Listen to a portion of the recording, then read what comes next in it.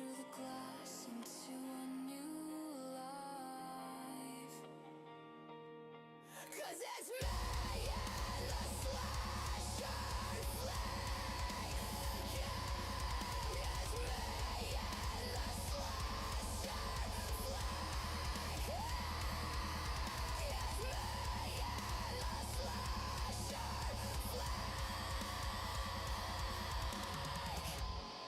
And I'm gonna be the final girl.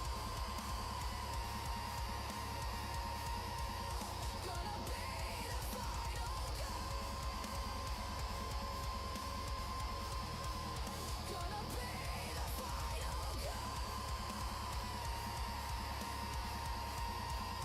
Gonna be the final girl.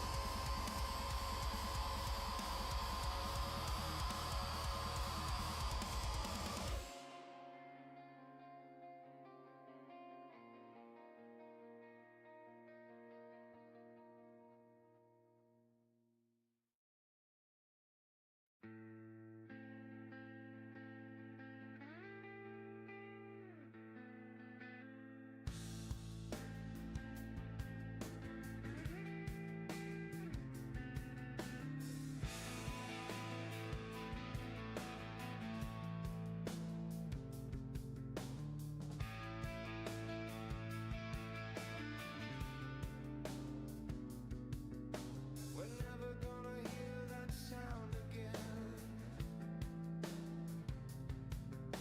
The one that was. Hey everybody, just making some coffee and we'll get this thing up and running shortly. Today we're going to be going over Arkand and Dragonbane's Book of Magic, which I didn't know had all of the spells from the core rulebook in it as well. Thanks again for Nick to submitting these in for me to be able to review today. I'm pretty excited. We've been needing this for the live show. Until then, enjoy the ads. I'll be back some coffee and we'll kick this show off. I also got a couple fun things to show you too.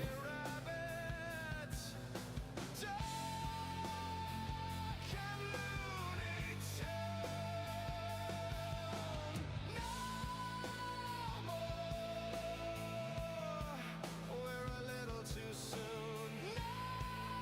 No more Saturday morning cartoons.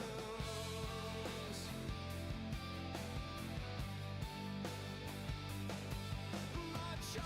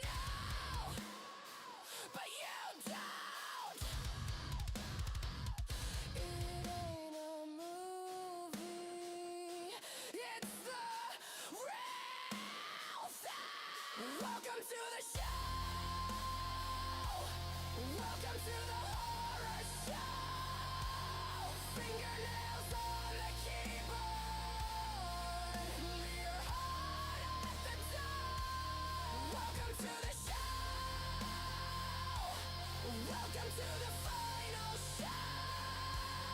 Fingernails on the keyboard. Leave your heart at the door.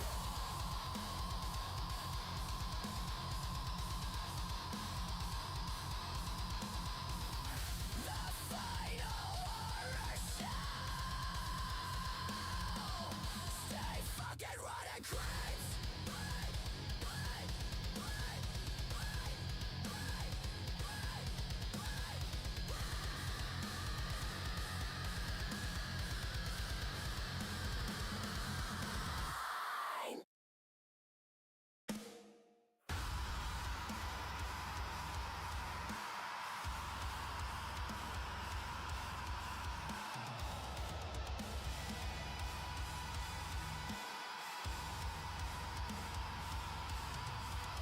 I was sitting in my basement, making funny faces, talking to a white TV.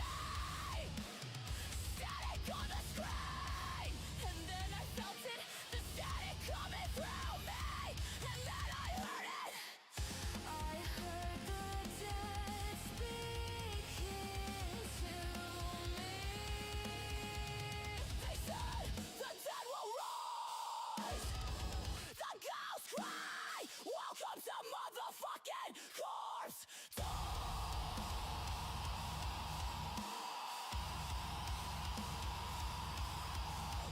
It's a fusion of dark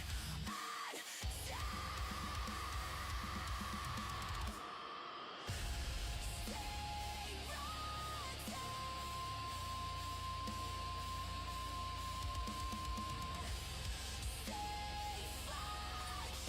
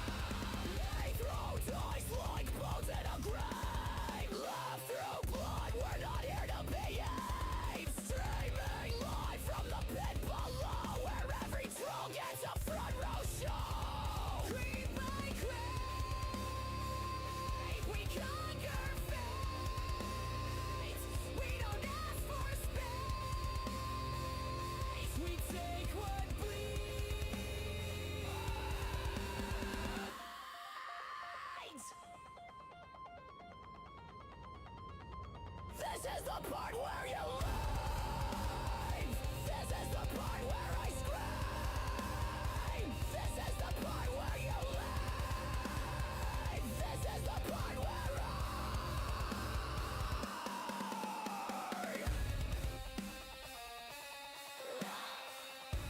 join the horde or get consumed. Corpse talk's not a safe room.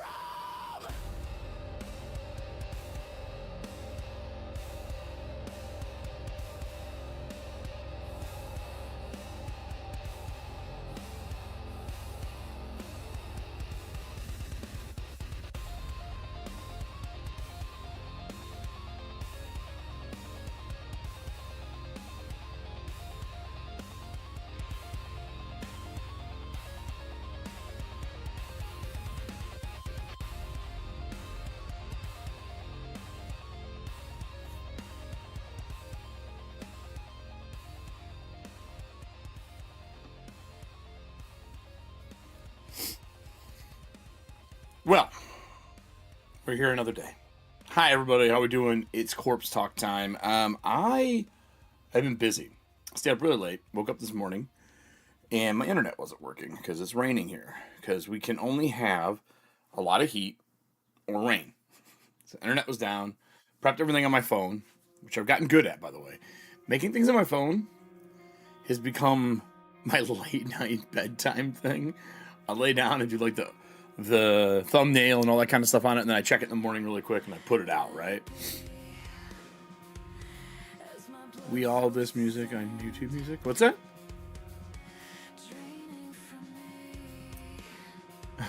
Anyway, so I've been doing all that kind of crap. It's been it was a long day. It was a long day. And then tomorrow is Bud's Day. I think I'm Thursday, Friday, Saturday, Sunday there. So I had to get something done. I have been working on Eight-Legged Queen on and off for like the last 2 years. Cree will get this. Trying to get this adventure ready to roll so I can just be done with it, have it out of my hair. But then I started realizing, I think very similarly to Cree, that my dungeon's really large. Like, really, really large. It's all music I made, actually, bud. This is one of my friends singing this. It's all mine. I got tired of getting hit by DMCA strikes. So I said, I'm going to go back to my roots and compose and make music, because it's easier now than it ever fucking has been. So all lyrics are mine, everything. I think this, the Corpse Talk soundtrack is 1, 2, 3, 4, 5, 6 songs, and then just the instrumentals is separate ones so I can play it in the background. 7. Like Lance 7, 8. Lancelot and Toe Tags is on here. This room over here, we can't see, I'm pointing at it. There's a closet over here I used to use for doing podcasting, so it's all soundproof. There's a 1-inch soundproof floor that I stand on.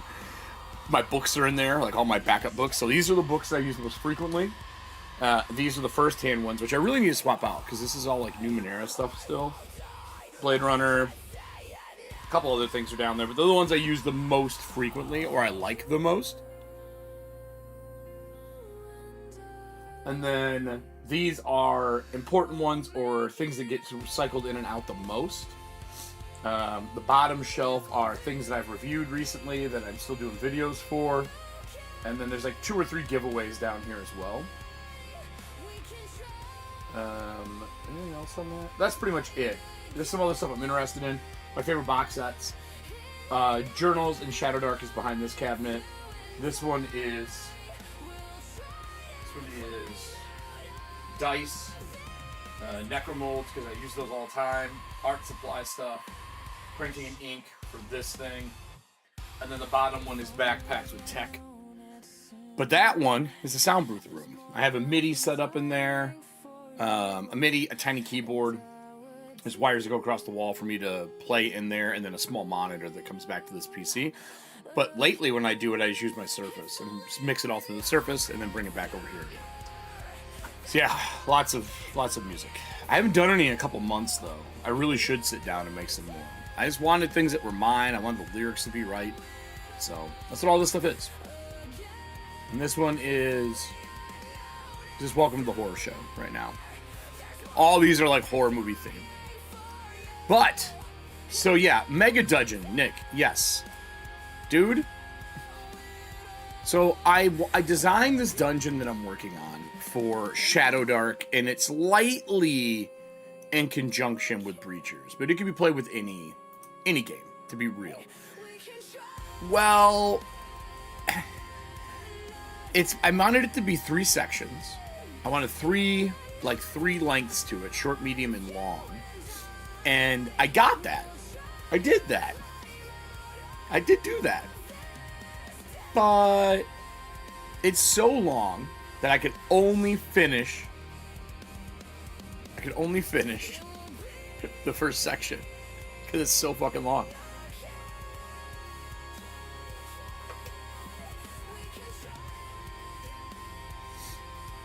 So long.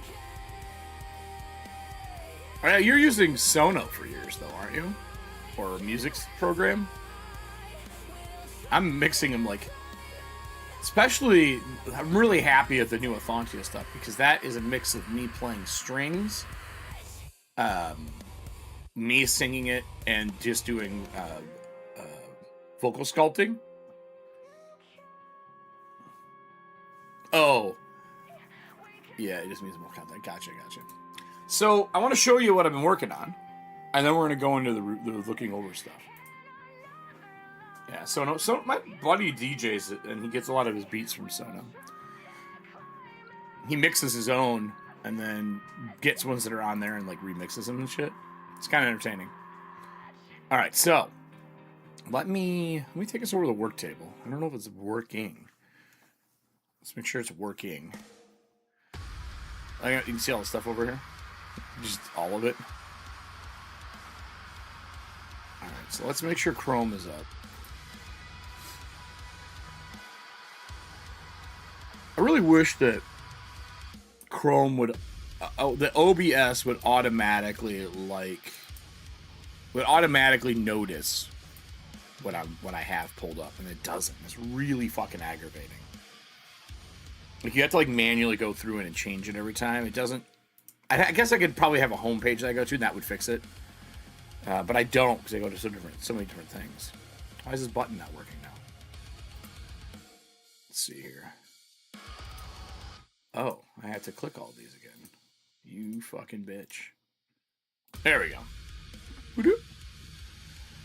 So, this is the 8-Legged Queen. I haven't done a title piece for it. I'm still sizing the front cover and how I want it. I'm trying to make sure that the people I put in down here and drew, that I can fit them still. Do like a scratch board style for it.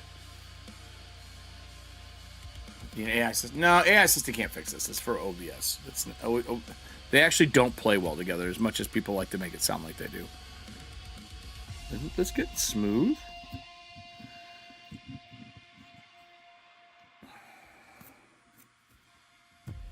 Right? So this is the 8-Legged Queen. She is a drow amalgamation of big spider parts and sword blades. With a chest cavity that you can pull you into. This is the inside page for it. This is the breakdown for the 8-Legged Queen. Kind of what inspired it all. And then, so I'm setting this up because we're running this at Gen Con. Right? Is this big enough? No, it's not. Oops, I may do that. Oh, too big.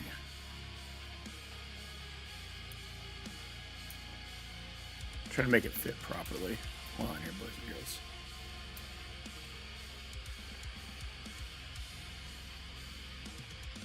Come on.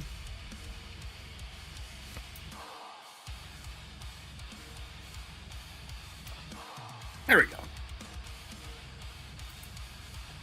There we go. That's better. I'm trying to make sure it fits the screen the way I like. I feel like I recognize this woman, right? She's creepy, man. I based it on tattoo art that I found of something, but it was too many body parts. Drow are always similar to me. Hilarious. So I had to find a way to put this together. So I put a welcome page, a setup, and then a runtime. And you can see there's 3 lengths for the ELQ. So there's short, which is exit on room 11, long, which is on exit room 29, and all day, which is exit room, 19, then 29. So it's basically 2 to 3, a 5 to 6, an 8 hour plus, right?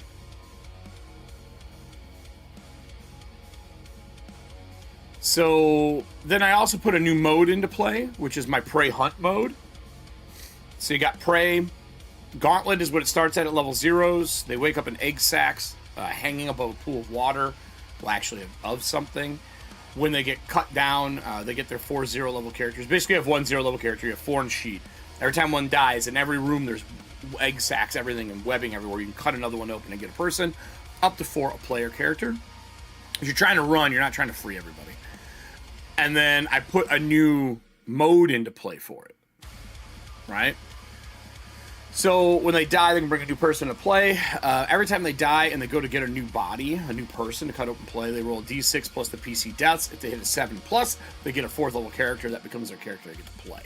I wanted something that was like you get a 4th level, something a little more fun.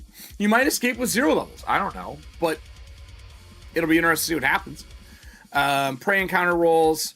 You always roll when they disturb the webs, when you free a PC, when there's a loud noise, when a spider hatches, when the maiden is killed. And it shows up when the room says so.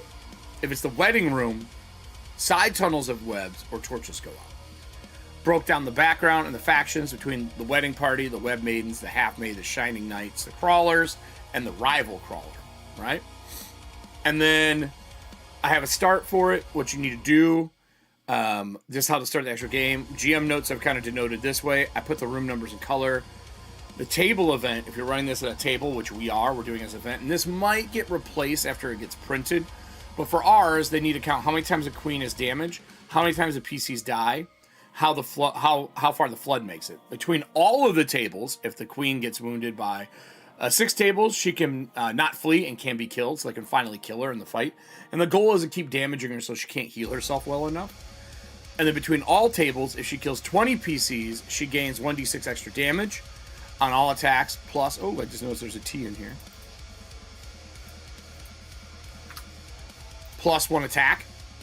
Your table, if the entire place floods, the last flood is up to the ceiling and she can reach people. And that's just for this. So this is going to get replaced. Right? Halo flood? Halo. Oh, no. Like an actual flood. Teaching GMs to keep the pressure. I feel when people run Shadow Dark, they don't keep the pressure well enough. I think they forget about all the things they're supposed to be doing. So I just wanted to remind them to keep the pressure. And then this is how I laid out my sections. This is an edge dungeon where it's just a straight line out. It's a big mine that we're getting out of. And then I did similar to what Cree and I talked about in the past, which is putting the name and then a quick description of it. I added a little bit more for the description stuff. Shining Knights, extra death. I'm deciding if I like the color here. Right? I'm deciding if I want to keep those. So I'm going to go through and color all of those titles in bold. This also should have a return. But I had to do some editing to make this stuff fit the way I want. I do. That is my jam. So I'm probably going to have to clean this up because it's a little too close to the bottom. I'll go through and chop that for print. I put the if it's safe or deadly. I did note that everything is deadly unless otherwise mentioned. I did notice that I did not. I have to unlock this page. Notice that I did not. I was fucking with these to decide if I liked them. And I did, so I kept them. And serving hands. Yeah. So you can see the edge. Anywhere there's purple, the queen shows up on a 1. Anywhere that it is yellow, that is where a flood can happen, right? So we're going through all of these different sections. I did some fun little star call-outs for the half-made to mark where they are, because I figured people wouldn't notice it on the map. So I did a star mark out and drew it just like I would draw my own notes. I have a whole bunch of fun treasure tables and mining tools that are here and things like that just to make it feel right. See, I didn't do it here either. I must have changed my process later.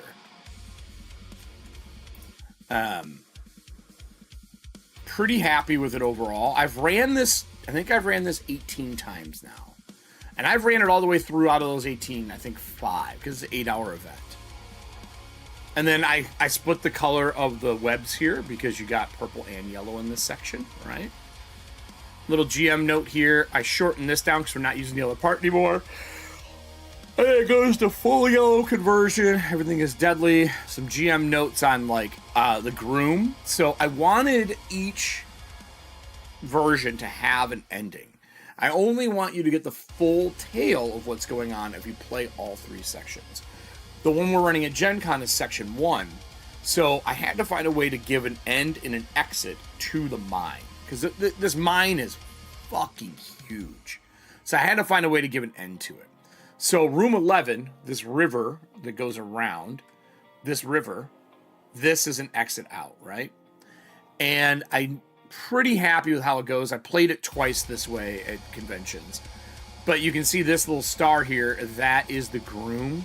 And like thinking about it, I should probably duplicate this. And I'm going to mark the groom on the map here so people know this is the groom. The way I've been doing this is I've been duplicating these and just making the background one darker. So if they're pink, I'll go in here and do a dark fuchsia pink, purplish. And then I'll shrink this one down over top of it just. So there's like a little bit of a drop shadow to it. I just want them to have that kind of look to it. So they know that that's where the groom is. That's the game plan. So this is the main end section along with the groom is up on this, has no legs yet. Because through the course of the adventure, they are building the groom. Right now, they just stitched 2 heads on him, and he's on like a post. And you have the chance in this to free him, to free the ogre, to get people to help you and get your way out. When you go into here, into the next section, there's a small riverboat. It's a 30-foot deep, 120-foot long river, like underground river. And it's still, unless the flood is active. Flood is active, it's pushing fast, but you have a chance to wreck more frequently. So I have the trap, and these are my DC things where it's strength or dex DC 15 and you're below. There are animated skeletons that can pull you under. There's a boat that fits 4, not 6, so PC problems. I got to figure out who's swimming, who's pushing it. There's no oars to the boat, right? There's no oars. And then the enemy is the Sturger Ignatus. So if you scroll down, the final fight, I gave a breakdown on how to run that fight. PCs must survive to the end of the 120-foot river. Here's how to run it. And then I put the start, the DCs, the enemy, the trap. And don't forget if the ogre or the groom is with them. The boat is at SDC 15 to move it near. It can be done twice, so 2 people can row from each side is essentially what I'm saying. And then repeat until dead or they get out. This is the Sturger Ignatus. I made a pretty strong level 6 monster. I figured by then they're level 4, or they're just trying to escape, right? And what it is they exude oil on the water, and the inside of this area, the walls are flint. So it scrapes itself against it and sparks and causes fire to spread across the water inside this like cave underground river. He does try to overturn the boat. Again, I put here, since I wanted it on one page, the boat distances, so they can mark like how far they've made it. And then I put the AC and the HP here of the boat so they know. And then river mishaps. Because every round you're rolling, it's deadly. So I wanted to have some fun river mishaps that you can have as you're going through, so they would roll this. So the queen drops from the ceiling onto the boat is a 1. Or the Sturger. Whatever you want. Skeletons break loose from below the water and climb up on the boat. 3, rapids run towards a rock, so there's a chance you can fuck the boat up. Hole, it starts leaking water. PC must bail. each time is rolled. You find a javelin and a rock that you can grab and pull, or torch flickers, D or WDC to not let torch go. Notice that if they don't make the DDC to pull it out, they take damage as it hits them as they're going by on the rocks. Have you ever tried to reach out to something and grab something? And then I put my monsters here. I put the ogre and the web maiden. I just put the page number for the ogre. And then the drow priestess is on this page because they're just the straight up same thing. I have the half built here with the spiderlings. You can see there's the undead parts for them with parts undead. And the shining night wounds. And then here's our shining knights, our heliotrope spiders, and then of course the queen herself, and a magical item. And then I have a way where they can track the deaths and survivors for everything too down here. I thought it'd be kind of fun. This is obviously not for the event, this is for the whole thing. And then the back of the book has my big rumors table of the adamantine lines. And if you roll one run, it automatically triggers the fucking Spider Queen again. But I have another piece of art that I did last night. It doesn't fit in this section, like for the event, but it is going to be in the full book when I add art. Right now, you gotta remember this is just for an event. This is one of the half builds. Check this guy out. I'm really fucking happy with this, dude. He looks so good. So good. Creepy bastard.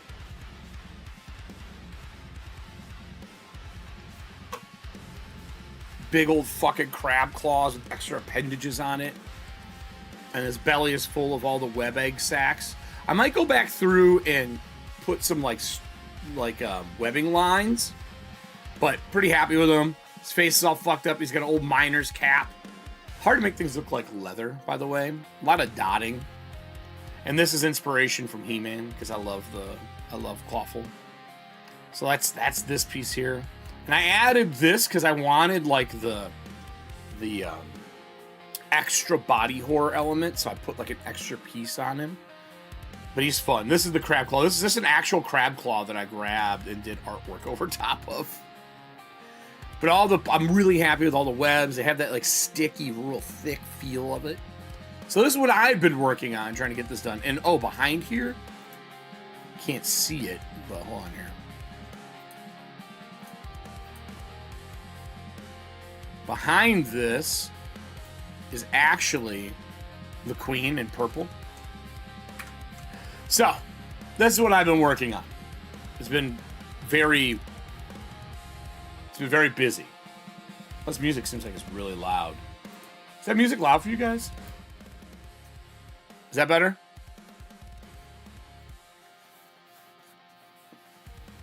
So this is all the stuff I did for this. I'm pretty happy with it. It's a lot of work, man. It's a lot of work. I still got 2 more sections to do. 2 more. Because the full map, if I go up here, and this is a map from Dyson. I did not make this map. Dyson has some free access stuff. Let me see if I have... Here, I'll just do this. I'll duplicate this page. I'll just delete it afterwards. And unlock it.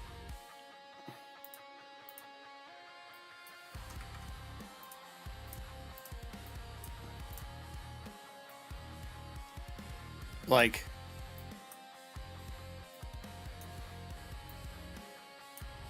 look how big this bitch is.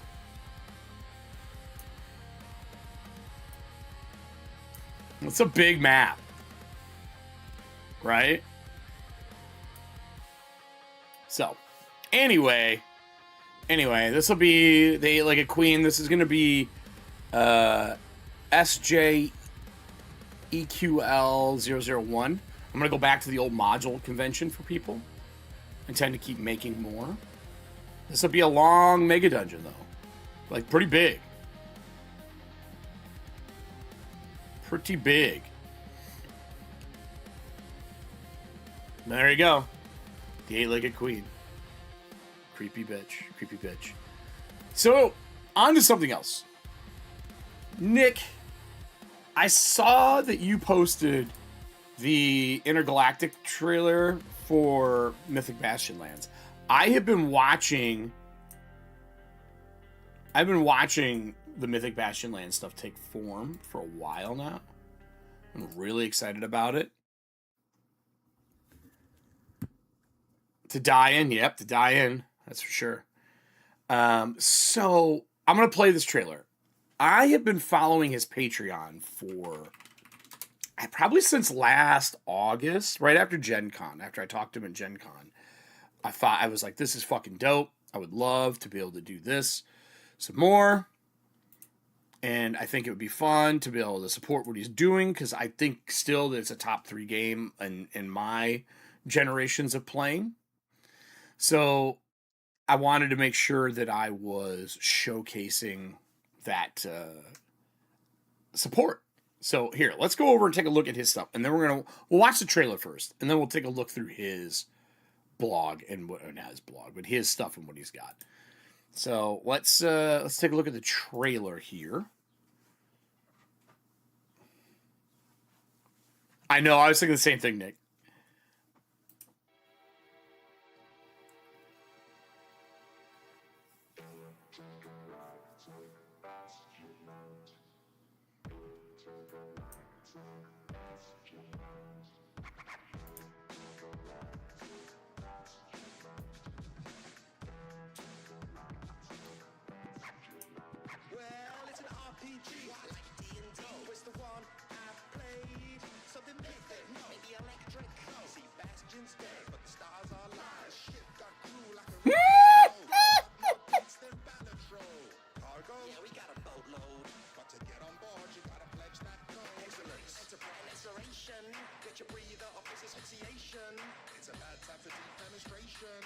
This is so awesome, dude.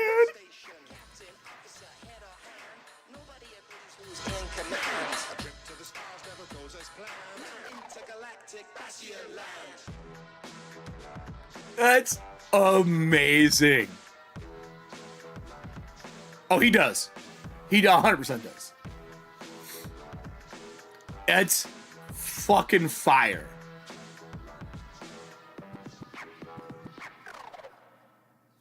I adore that with pretty much everything. So also on Patreon, can I just say, I wish you could make this side panel go away. Like, I don't always want this here. As long as I just want to look at what's here. So we're going to go to show more.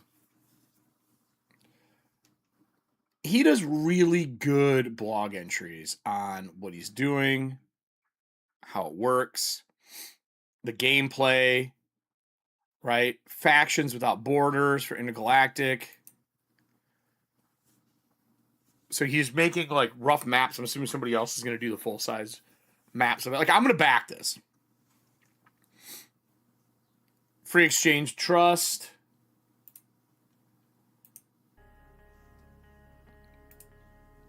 So this guy is constantly putting out new pieces. Like, he doesn't really stop.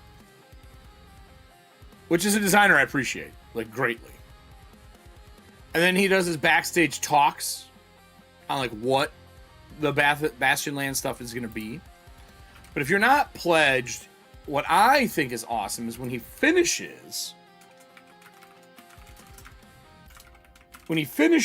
a book, he keeps supporting that book through his Patreon, which I think is awesome. So he's doing all the space stuff, right? And you'll see Pressure Down Me and all that. And he's obviously really deep into the intergalactic piece. But if we scroll back here... Oh, I didn't even see the... Oh, he's putting things together. I didn't see this. If we scroll down into earlier this year... after Bastion Land came out, he kept making new stuff. Because he does mech game too. I forgot he did the mech game. Where are you at? Where are you at? Where are you at? Hey, here. So in October, game has been released, been over a year.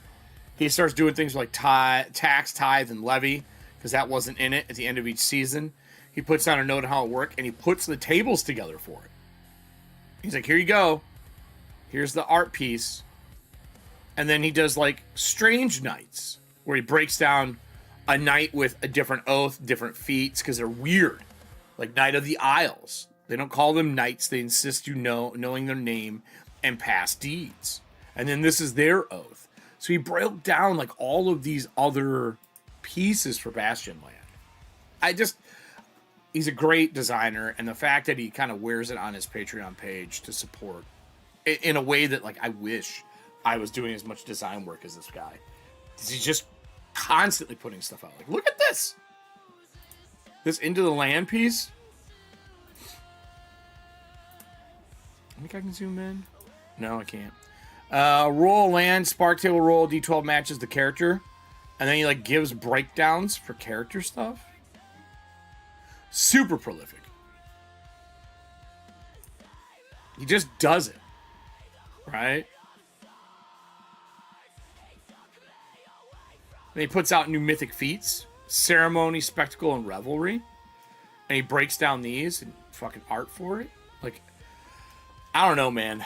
He's someone to really kind of aim to at least hit the same bar when you're doing the work you're doing. Such a great designer. I put him up here with John Harper for me. Like, that's definitely that design, like, is inspirational. That's definitely where I put this guy.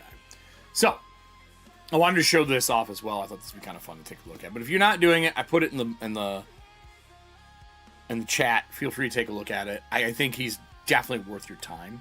Like, definitely. So, next, we've done all this. I just wanted to go over a couple of those things. We are going to be going over something I've been waiting for. Free League. I missed this Kickstarter because I was at Gen Con, I think. And I came back and I absolutely got drawn up in everything I was doing and forgot that Kickstarter was going on. Yeah. So we're going to be looking at Arkand, and we're going to be looking at a Book of Magic. But before we do that, let's get the right art back here. I can't have... I don't know what the fuck that is.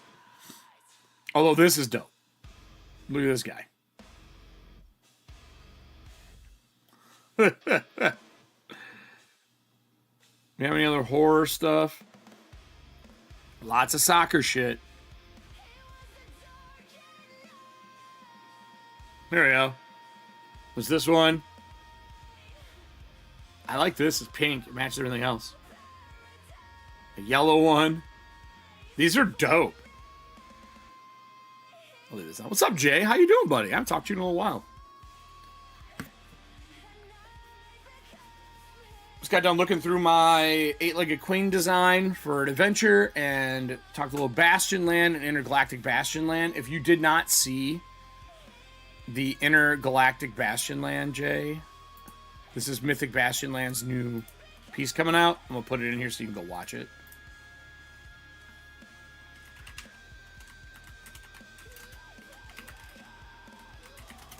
It's a short video. You're going to want headphones. You'll know what he was trying to do right away. I love it.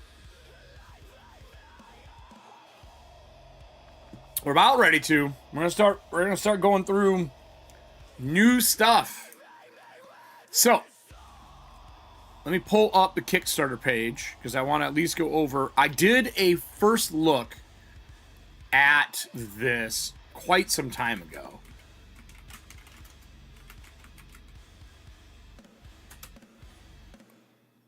Quite some time ago. Verify my account.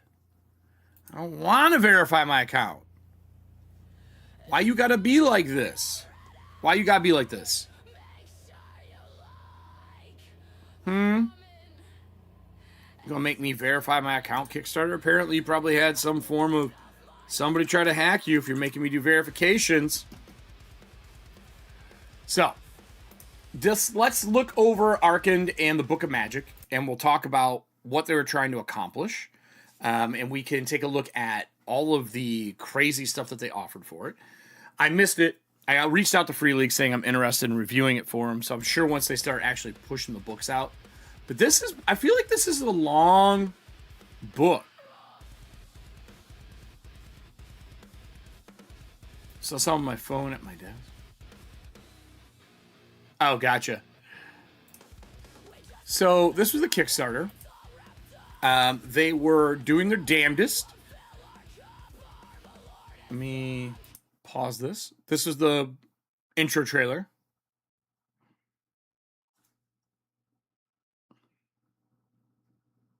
Or not. That was a long pause for that bitch.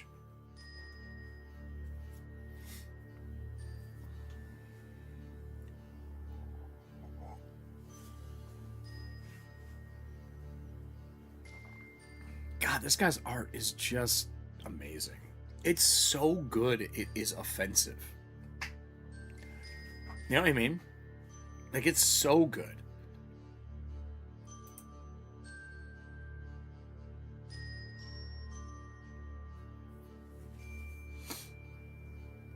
So really simple.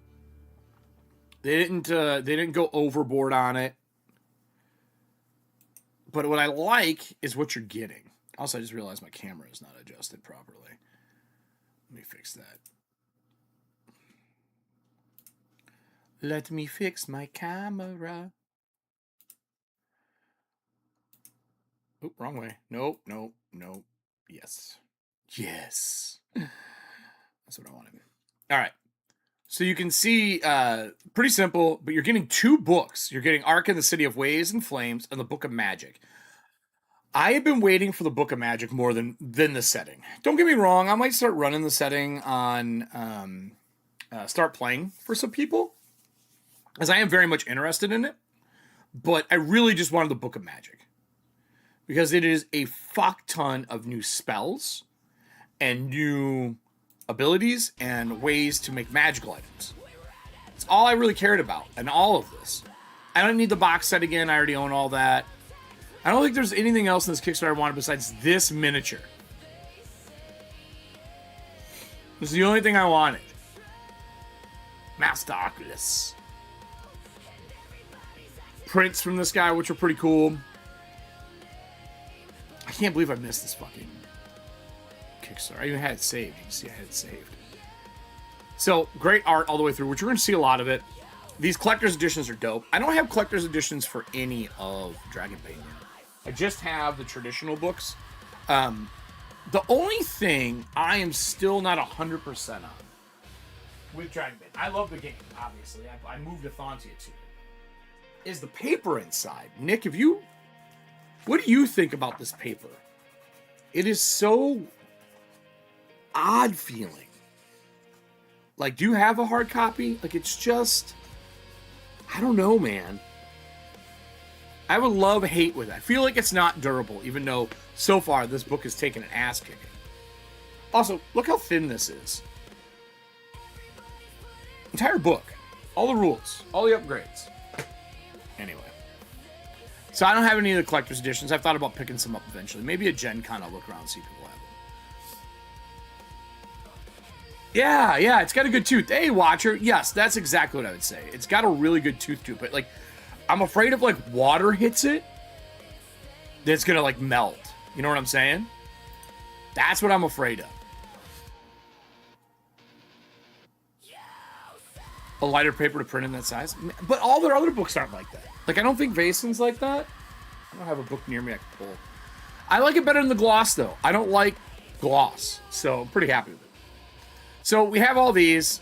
Bunch of little add-ons. This cloth map is super cool. Overall, great little Kickstarter. They crushed it. They did really well. I probably drinks like I did in my 20s. Yeah, I mean, I do.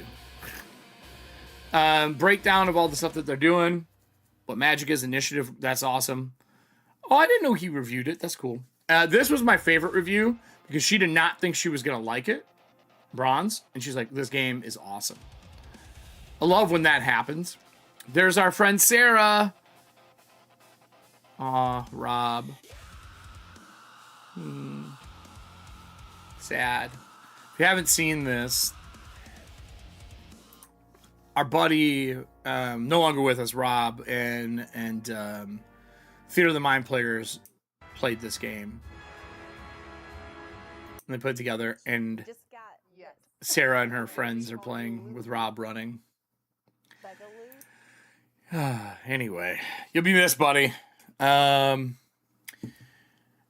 So they have a bunch of good videos reviewing everything.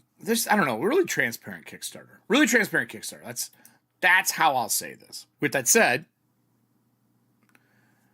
let's look at our book, because Nick provided me the PDFs because my dumb ass didn't get to do it. Obviously, I'm going to purchase this anyway when it's available.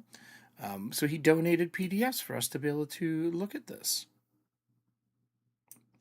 So, Arkand and the City of Waves. I don't know how deep I want to go into this on stream. I mean, it's a big book. I think it's like 100 and something pages. Let's see here. It is 180 with the back cover. Okay. So, it's gorgeous. Like, first and foremost, the book is gorgeous. I adore this map. It's like a semi... That is a duck, baby. Mallards are playable. Mallards are playable kin. So you got your main shape. I love the kind of like curved compass, curved land. Everything kind of has that to it, and it goes to the city up to a castle. If I can stop yawning. Really love that look of it. Like I do. I actually really like this too, by the way. It's such a simple, clean font, but I'm a big fan of it. It's bold and pops. So in it, what do we have? What are the contents of this book? Chapter 1 is the City of Waves and Flames. The history of Arkand. I think it's Arkand. Today, the Song of the Manticore. Ooh, I love me some manticores. Adventures in Arkand, cast of characters. 2 is the Harbor. Temple of the Endless Sea. Death in the Deep. The White Feathering Trade House. The White Feather 4. And then the Guild of Waves. Hi, Nessie. Did I see you're taking a dress apart? Still learning my seam ripper. Nice. And then the Dung. The Witless Unicorn. That is an amazing... That better be a tavern. The Soul Ink, the Palace of Rejuvenation, and then chapter 4 is the Market, Archelaus, Menagerie, and Curiosities, the Theater of Inevitable Fates, the Guild of Blades, that's the name of one of mine.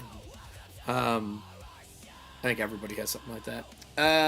Dragon Rock, the Temple of True Fire, Arkand Academy, the Citadel of Broken Wings, and then 6 is the Underworld, Pontibus Den, Athena's Lair, the Dragon Temple, and Duendor's Dragon Rider Academy.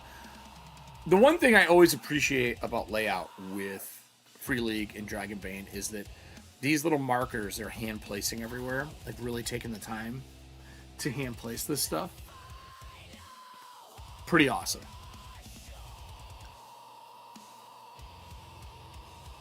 Ooh, what is this? Building fantasy cities has always fascinated me over the years. My role-playing friends and I have kept countless hours in places like Condra, Dracodemoner, I think, Middelheim, Warhammer Fantasy, and a long list of homebrew settlements of varying sizes and character. Role-playing in a city is an experience that is hard to beat. I 1,000% agree with this. Wait, you know what we got to do? Hold on here.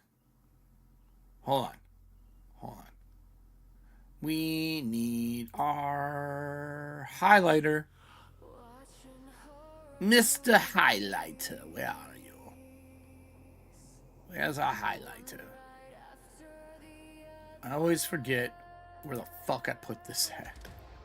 I'm still learning this new PDF reader. I will say, I love this PDF highlighter. Oh, it's great. Great question. Is it hyperlinked? I don't know yet. I know if I just highlight it. If I do text, I just highlight it. It lets me do it. But I thought there was a highlighter feature. Well, anyway. I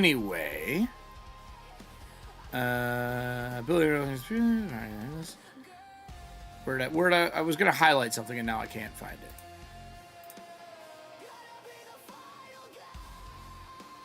Role-playing in the city is an experience it's hard to beat.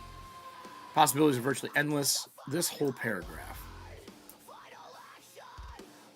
Highlight. There it is. There it is. So I was trying to find this so I could show you. I do know where my physical highlighters are.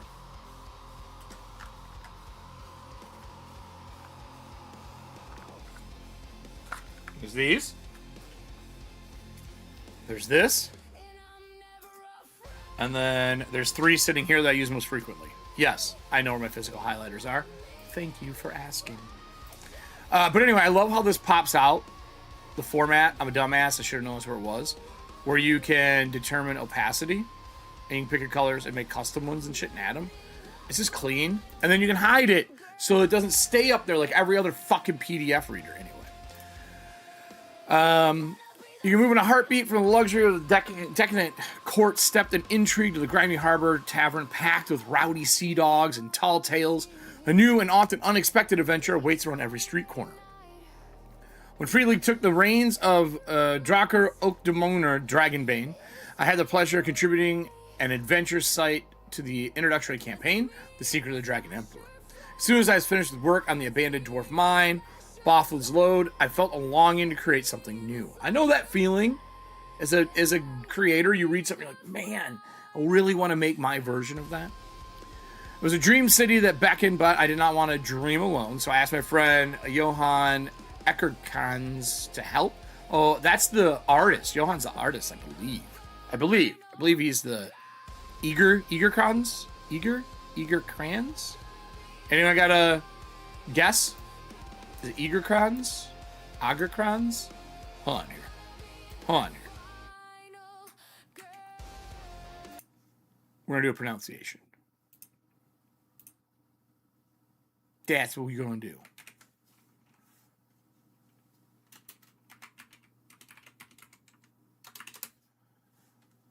How to pronounce Agerkrans?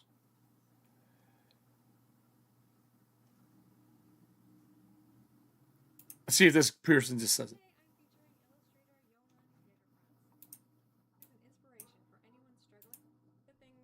No. Okay, here it is. It's Johan.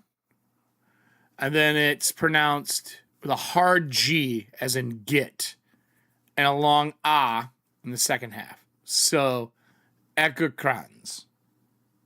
I think that's right. See if this says it. Hi there and welcome to Magnus and the Arts, and this is my 13th interview. This time it's Swedish illustrator and writer Johan Egerkrans, and he's What? I can barely hear him. Hold on. I love this guy's setup though. Is it Edgar? Egerkrans? It's Swedish illustrator and writer Johan Egerkrans, and he's behind this awesome book. One more time. Writer Johan Egerkrans. Johan Egerkrans. Okay, I was close. I just like to know how it's pronounced. I don't speak Swedish at all, but I wanted to at least take the time to figure his name out. Actually, campaign, a Dreamable City, back in so he brought his buddy on. He's the one who did all the art for Vaesen, I think it's Vaesen, actually. The real work began. During the process of making this book, I had the pleasure of working with a number of wonderfully creative people. That's awesome. I love working with a team. Whose contributions, feedback made the book better than I would have otherwise been. Francisca is a Ballard. Who took my rudimentary sketches and sparse mood boards and created an evocative map. That map is gorgeous and defined the shape of many key adventuring sites. David Brascala, who interpreted my character and location, descriptions with a wonderful richness and detail and atmosphere. Nicholas Brand, sure, whose feedback on contradictions between my map sketches and text ensured the adventure sites have more vivid and easier to navigate. Thomas Hanstrom, which is the guy who runs Free League, whose clarity of vision made the job of being an author so much easier. And of course, Johan for the art and the creativity to take everything to the next level. Together, I hope we created an irresistible playground for endless swashbuckling adventures that you can lose yourselves in for a long time to come. So, the art is amazing. Like always. This guy is just fucking amazing. Everything he does is fucking gold. Like gold. Let me bring the music back down for us. I mean, like, just... I don't know, dude. There's something about this work that he does that always makes me happy. Like, every time. We're not going to get into the deep history. I definitely think it's something to read about. I love that they added rumors in. I noticed that when I first started scrolling through.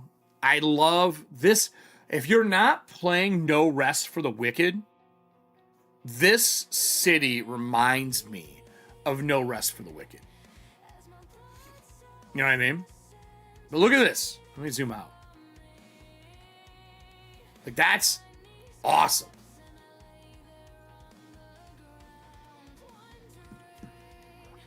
But that's just great.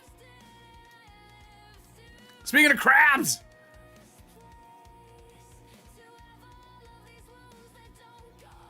fog effects. I'm curious to see if there's going to be any more kin or professions in here. Song of the Manticore. Countless reasons for characters to come to Arkand. They may come in search of like-minded freethinkers or free refuge from prosecution. Below is a random encounter that could bring characters to Arkand. The Song of the Manticore. Encounter can occur anywhere. So, this is an adventure. Oh, cool. No, those look horrifying. That's how you die. Nobody wants to die. Cast of characters. I love when they do the little headshots up here for the cast of characters. NPCs in Arkand. This is great. So this is the one thing you can do in Dragonbane that you cannot do in D&D.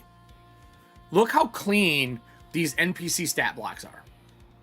Name, important skills, because you know every other skill that they have is, I think, a 5, unless they're the next level and it's like a 7. So boom, they're all 5s. Everything else he wants to do is a 5. These are his skills.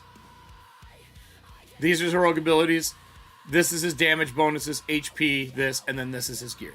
The only thing they could have added, I think, I would have put a block at the bottom here, right here, that would have given you the weapon damage, just so as you're looking through, you just know it. It's not that big of a deal. It's just what I would have done. In armor, I would have put the armor and what it does right next to it, like A1, A2. But still, you can't put these stat blocks together in fucking D&D. You can't. You can't do it. So, I love this. Fucking love these clean-ass stat blocks. Just simple. And then my rule that I adopted from running Star Trek is when you have a character in a game that appears in NPC, every time they come back, I add one new thing to them. And I've been doing it that way for about 6 years now, after talks with me and Rob gushing over how Star Trek handled new characters on screen. I really wanted to make sure I was hitting the mark. I was like, oh my god, this is a great way to do that. So, typical NPCs, just look at this fucking shit tons.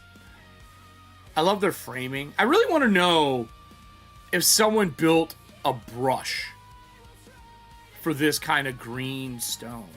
Oh, hold on. I think we got something at the door.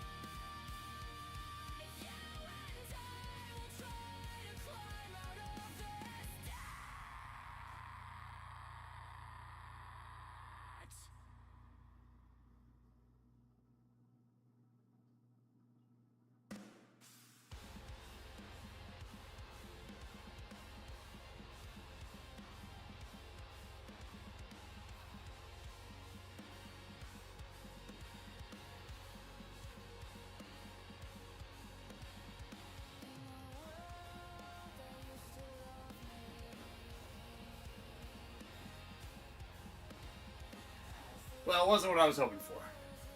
Wasn't what I was hoping for. Now, someone did, though. My neighbor gave me a donut, a chocolate chip cookie donut to go with my coffee. Something to think about. Might be eating that here in a second. Anyway.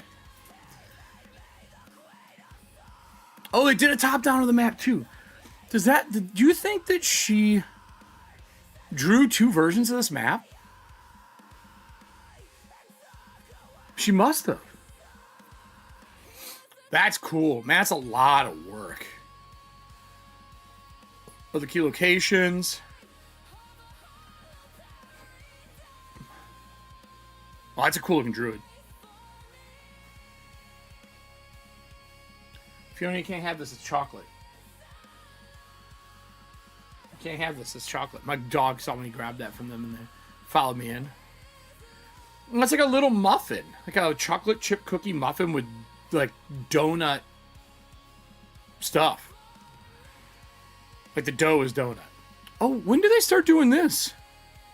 The reds. They're color coding. Yes, Nick. They're color coding, man. Ah. So does the red indicate underwater?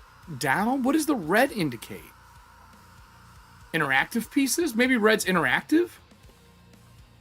Tons of new maps. Super clean. Love the color palettes. What is Vandar? Vanador. A weathered elf. East. Is red secret? What is it supposed to be? Huh. Now I gotta figure out what that is. I didn't see an they didn't like teach you. Great looking Cthulhu-y monster. That looks like a chul. A chul. Right? These little pulled out pieces and splotty like that. I love that. I love that they just have a compass that they're using for everything. And the compass is, what?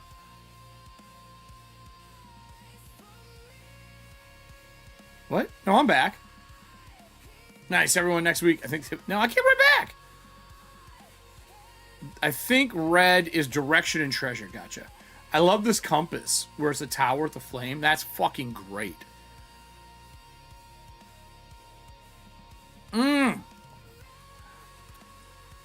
I was wondering if they're going to use this art piece in here. And this was in the art that I saw. I love this. The Death in the Deep. Really good.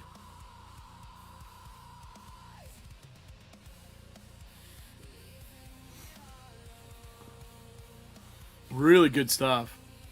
Yeah, I got a special donut. See? I haven't eaten it yet. My dog is laying right here, though. Hi, Fiona. She decided to lay down next to my feet. One of the wolf ones. Wilda Wild Claw.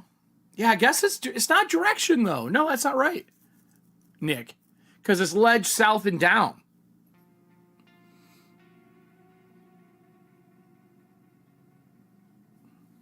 Like, that's read out loud. I don't think that's what the red is. These maps like this are so good. Like, I don't know if Jay is still here, but doing maps like this with like nothing in the room, just simple stuff. I don't have the pupper cam on. The pupper cam's way up here. I don't have the hanging one right now. It's not plugged in because I use it for travel. I mean, technically speaking... Hold on.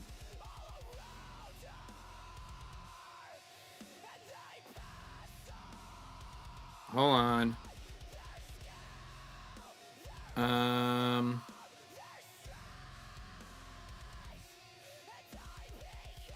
might be able to do it with this.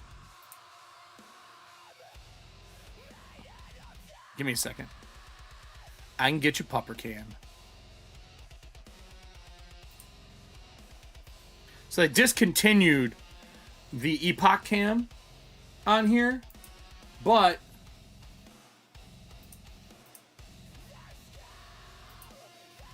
if I start virtual camera,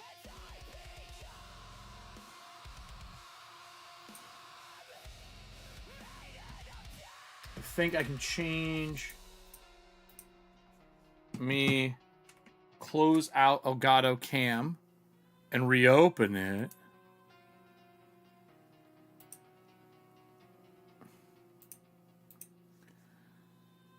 I think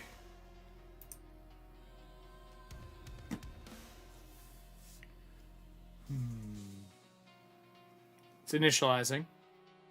Ready? I'm gonna eat on camera, everybody. I'll never do this.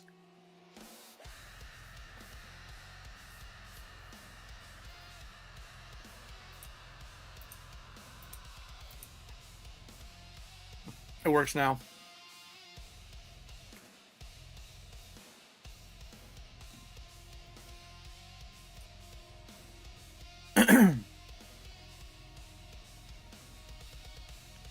Hold on. Let's go find.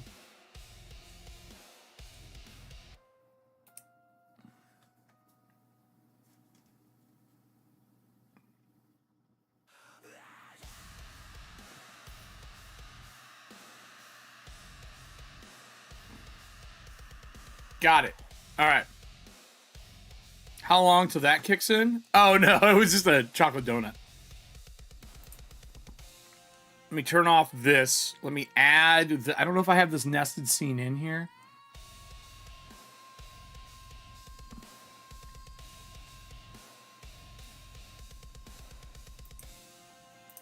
Let me see here. Do I have it? I don't, but I can.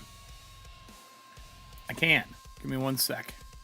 You guys want to see puppers? I'll give you... All this works so you can see a dog, everybody.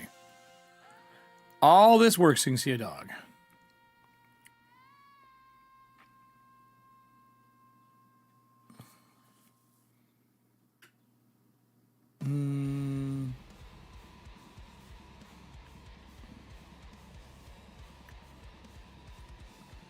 No, it doesn't do anything for me.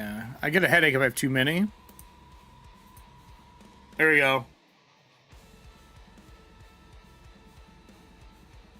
Because I have the coffin cam for when I make coffee. Right? See?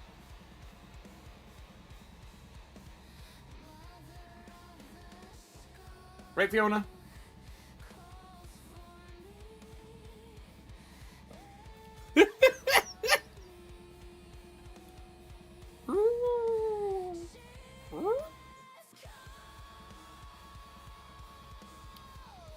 There's our dog bed. And then a bunch of stuff. You guys know where we can see this stuff? The lights that are here? Yep, coffin can. That's what I use when I make coffee when I do Rising Design. Yep. Hi, Fiona. Here, watch this. Hold on. Hold on. I don't want to eat on screen. But I know somebody here will. Would you like a Cheez-It? You want a Cheez-It? This is her favorite snack. Okay, hold on.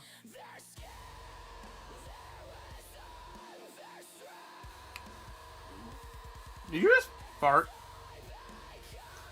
You want to Cheez-It?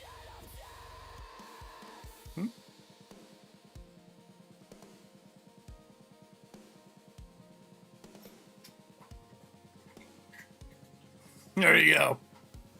You got your dog. You got what you wanted. So this is what the corner, all this looks like. Let's see. I know where my highlighters are. I know where they are. You see them?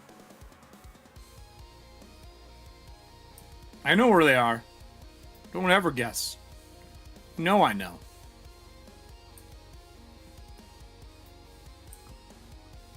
Yep, highlights. Let me put this away. You get one more dog.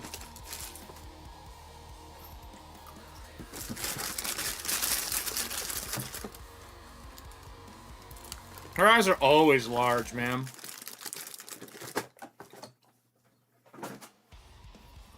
They're always large. Under chip clips. What's under chip clips? Oh, no. Damn, I got my little buddy. My little warmer for the coffee. With my...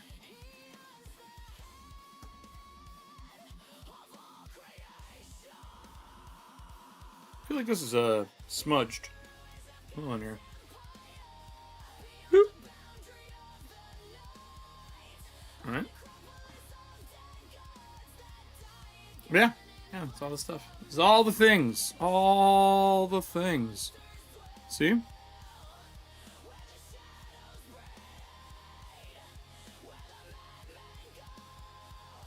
But anyway. Bats. Bats. Bats? No bats? Bats, you mad at me? You see mad bats. Let's try that again, bats.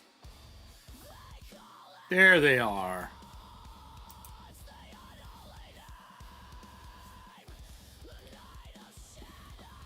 I thought you guys would like that. So, that's Pupper's Camp. Anyway,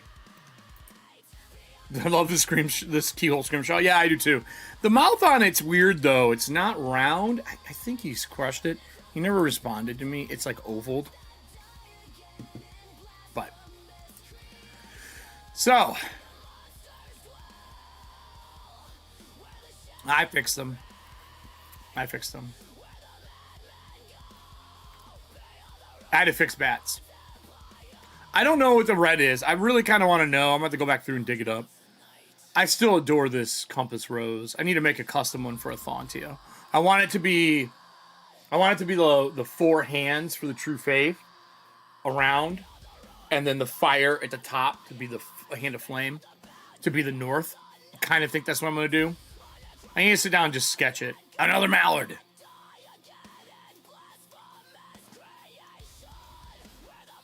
The samurai dude, or pirate samurai, I don't know. He's fucking dope though. Plathra Broadbeak, captain of the Bloodbeak. Plathra is a fiercely ambitious businesswoman who runs her trading house impeccably. Anyone who's done business with her walks away feeling like they have struck a fantastic deal, despite most likely have been thoroughly swindled. But Plathra is not just the consummate merchant. She's also a notorious privateer, operating under the alias Captain Bloodbeak, because she encases her beak in steel. That's cool.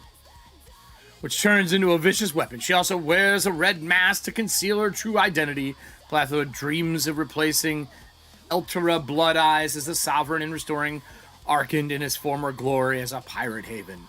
To honor her ancestor Blackbeak, whose ghost she visits daily in the ruins of his grotto, in her quest to become the next sovereign, she has hired 3 assassins from the secretive sect known as Anktar.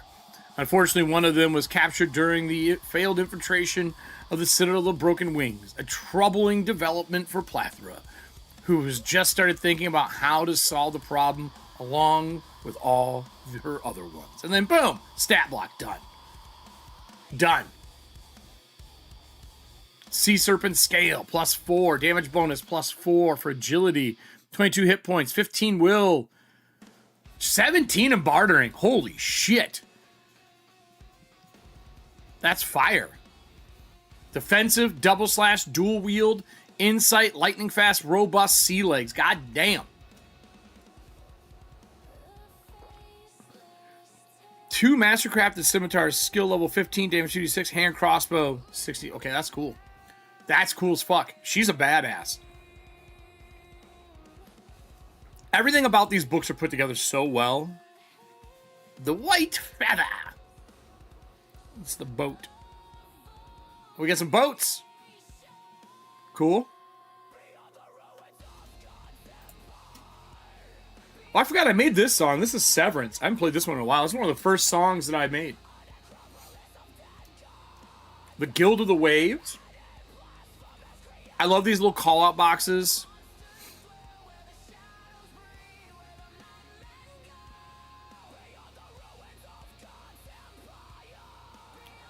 Dilthero the dwarf from Kummer Mountains. Kummer Mountains?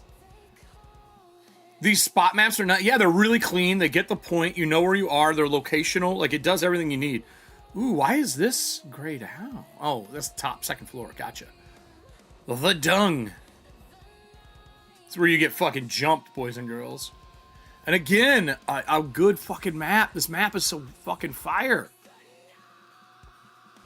All the notable people and places. I love a city book, man. I really do. Oh, I just noticed they changed these. Did you notice that? They change them per chapter, I think. We'll have to keep an eye out. The Witless Unicorn. What a great bar. I love the perspective and shot and the kind of bend to it all. That like fisheye view. That's really cool. This kind of stuff makes you want to run fantasy again. Hello. Bogrod and Dogrob. These gotta be, are they ogres? Are they orcs? The fuck are they? Ogre brothers. Just fucking get it done, my guy. Get it done. Look at that motherfucker. That is huge. Holy fuck, dude. Shaggy. This looks like Shaggy as a fucking satyr. There's some amazing stuff in here. I'm not reading any of this, but I want to. The town bullies, Dread. Yeah, dude, they're the fucking town bullies. 100% the town bullies, bro. Adventuring Seeds. Nick, question. How do you think they're making these call-out boxes? Do you think that they've just created a middle piece, an under piece, and corners for everything? And they are putting together to build it, and then as the background, one 11 by 17 sheet, because I think it's just the edges that overlay over top of another sheet. I think it's 3 pieces, because they use it in so many different sizes. I think they created a full frame set for all of this. You got the dragon ones here. Also, I really like the center page numbers like this. It's what I think I'm going to be doing, and I love that they have the chapter at the bottom. I actually really dig that, so you know where you are.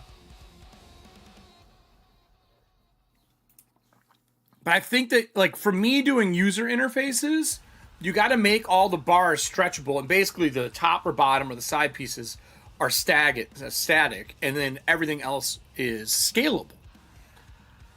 I don't think they're using a UI interface. They're just drawing it. But I could use a UI UX and make this shit. Like, look, this is a whole fucking separate one. Hey, we need a little cool piece of the skull for this. That hasn't been anywhere else in the fucking book yet. Just spot art.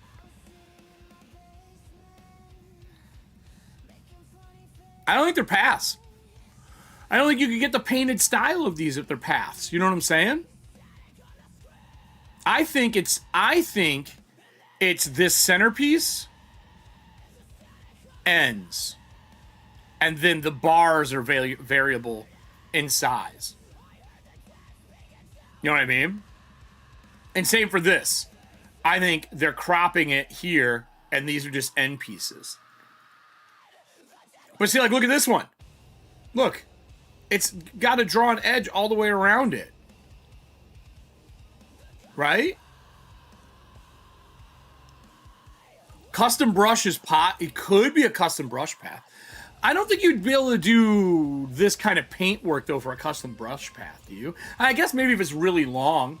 If you drew, like, a really long bar in a custom brush path, you could do it that way. That's very feasible. Definitely give me ideas. Like, look, there's 2 different accoutrements on the bottom. There's one here and one here, but this one got ends and this one doesn't.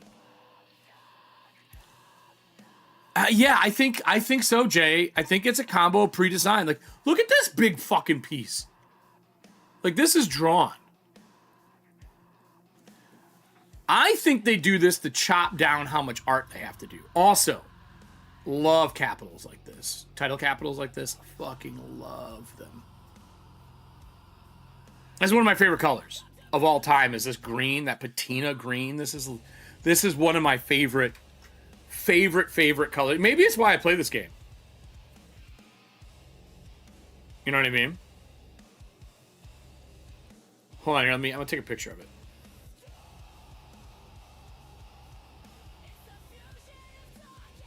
Like this patina green here, easily. Like, that's one of my favorite colors. I don't think... It's awesome.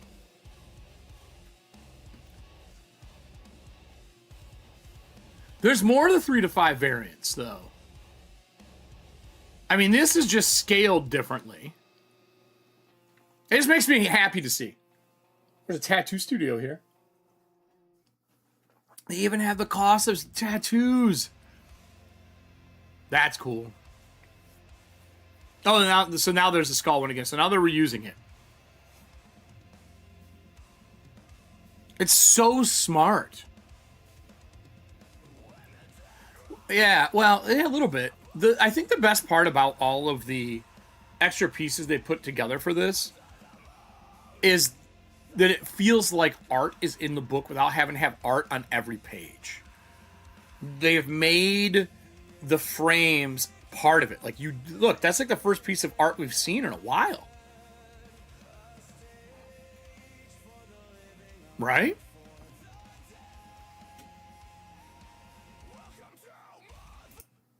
Oh, let me... Oh, I know I was going to play for you guys. Hold on here.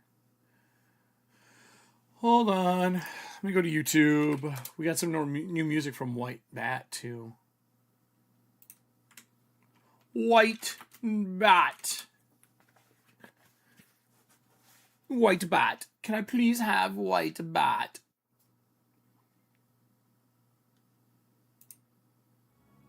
Evil Returns with Mike Myers on the cover for this from White Bat.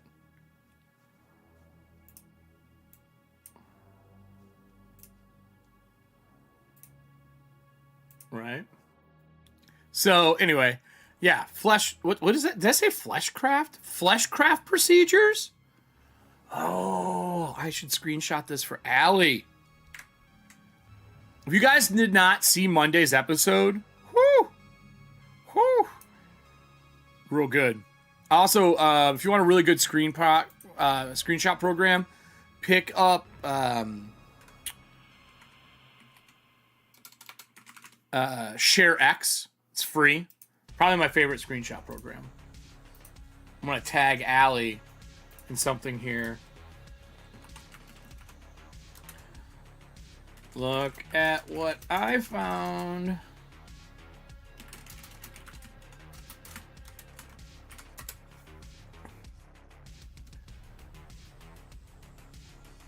Yeah, there are fewer bars. I agree. There's definitely fewer bars, Nick. Yes, that's a good way to say it. There's lots of the little plate pieces, an asset for the trade dress, but there's very few bars. Cool. Love it. Love it.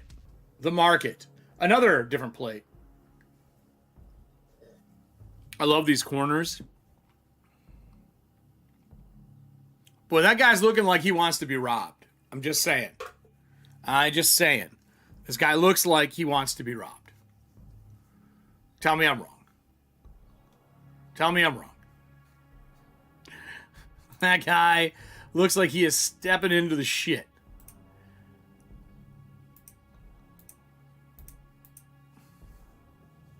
Huh. Why is my stuff not working?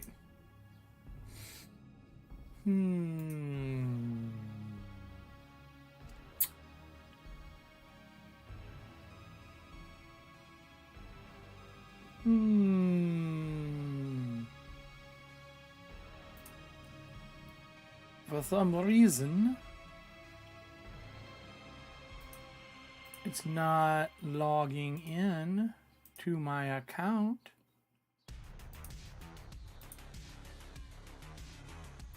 I gotta log into my account here. My buttons aren't working.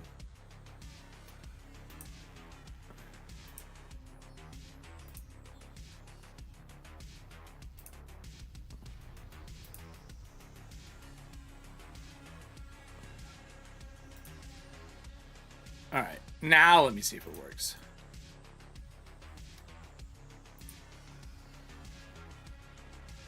There we go. Stream elements. So basically, it was supposed to throw it up on a timer, and it didn't do it, and I was wondering what was going on. Heck, that little guy next to the big dog looks like he's gonna do it. He does. He looks like he's about to rob him. Like, bitch, please, let's get this guy right here. This guy, right there. He's like, mine. Let's get him, boss. Let's get this guy. And that dude right there. Super cool. Market.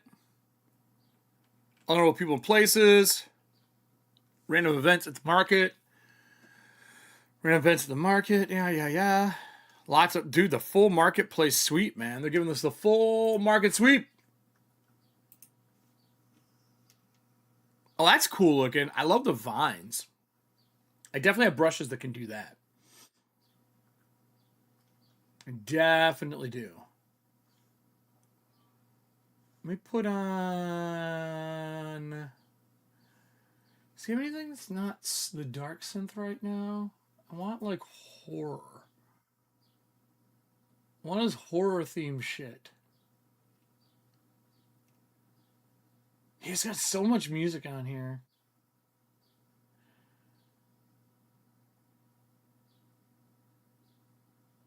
Groovy cyberpunk, twin skies, cyberpunk. Let me see if there's a horror, if I can just type in horror. Horror.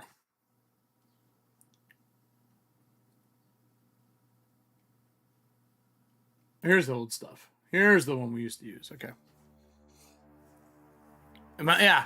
Menagerie and Curiosities, baby. Need clean the outside. Yeah, it needs a little power scrub.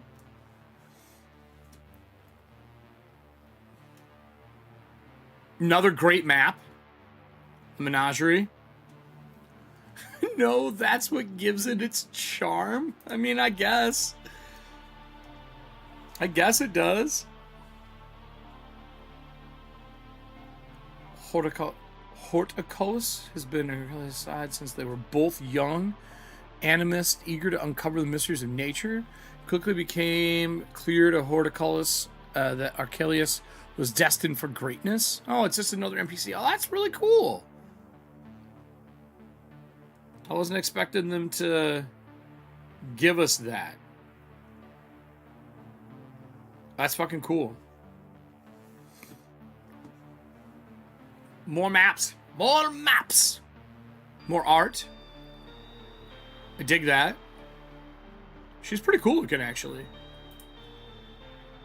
That's actually some decent looking... More art. All of these maps are killer. I love this. This here is what makes it for me. Their little like detritus and debris that they bring out to instead of doing a fade or a shadow. I really, really dig that. Spellbook, baby. Yes. Love me some spellbooks. The Theater, Inevitable Fates. Oh, it's all hand-drawn. But I think Nick is right. I think that bar, they are either just making those and just using them, or they're just using a line and doing a brush over them. She did have a Jim Henson look. I mean, this is this truly visualized concept. You know, like they know what they want from the get, and they make all the stuff and put it together. Like this is good trade dress. Like whoever their main layout person is that does all the trade dress and or person leading and asking for stuff really knows what they're doing. This is a level of foreplanning, like forethought to planning. It's very inspiring. Okay, you just don't see books like this where they are making sure everything has a feel to it that makes sense. And they just nail it at Free League. With every book that they do, though. Like, that's the thing. It's every fucking book. Lower Machinery. Ooh. And this brown that they use with the dark brown on it prints so well. Like, you know how you have to worry about like things printing on others, but this prints really well. I believe the inspiration for this is just me, is the old Paizo books, or maybe even 3.0, 3.5, where they did the tan and brown and printed brown on top. Hello, you fucking creepy bitch. Oh, look at this. So you got, I've seen this art before. You got this guy. Then you got the background. And then you got like a spirit here. It's great UI UX. Yeah, it's great trade dress. No.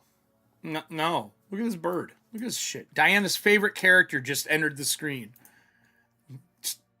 Just a double pointy nose. That bird looks like what you would use to open a tomato soup can or pineapple juice and puncture the holes so you can pour it. Oh, shit. Holy fuck. Great long room. Really tight. The Guild of Blades. Adventuring seeds in here. All of this stuff's here. I've not seen a single class, but profession or kin in here, though. At all.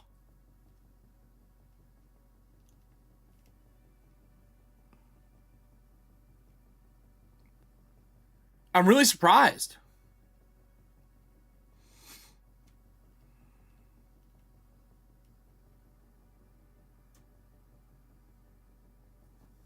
Yeah, the Flintstones can opener, Dread, yeah.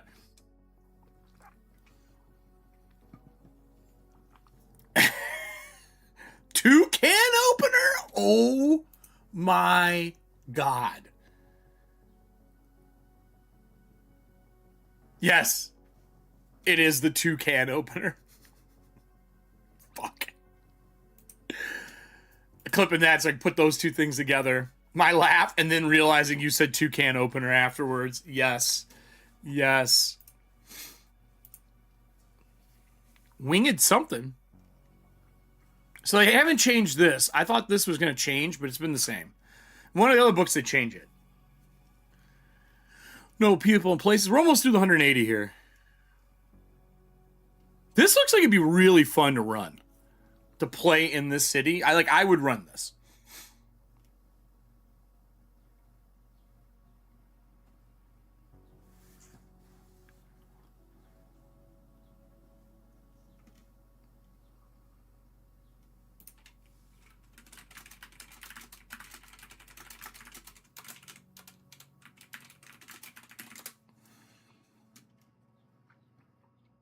Told Allie that we're live right now going through the books. What is this? Temple of True Fire. Oh, you got like, okay, cool. I love these too. Notice that they rotate these and they're never the same, or they've drawn a few of them. I like that a lot. So you don't get that stampy repetition. Big fan of that. I try to do that a lot. I try to do it for my pages too. They do it for theirs. They have a couple different background pages that they're using. I know Jay and I have talked about that a lot, like not having the same background page so you don't get that repetition because it looks like shit when you do. This is cool. Temple of True Fire.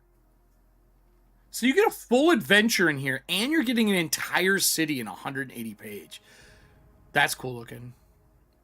God, this guy's watercolor texture work is so good. And if I'm not mistaken, he's actually doing physical art for these, is my understanding. And then they're just going in digital and doing their cuts through here, masking with an eraser. That's all they're doing there. Some form of eraser. More adventure seeds. The Guild of Tomes. Guild of Tomes brings together Arkland's brightest minds in the field of science and magic, interprets the city's laws, presides over the court, grants seal of tomes to those within the city establishments who meet the lofty standards. Anyone wishing to practice magic in Arkand must formally be approved by the guild. I do that in Athontia. Using magic without the mage writ stamped with a seal of tomes may result in heavy fines, imprisonment, or banishment. All guild masters wear a master's medal bearing the guild's crest to indicate their rank. The back of the medal is engraved with the Master's Oath for Arkand Eternal. I shall weave with care the threads of Aether, prominent members included. They missed a note. They could have, I really would have loved to, like, maybe in this corner, seen what that metal piece is.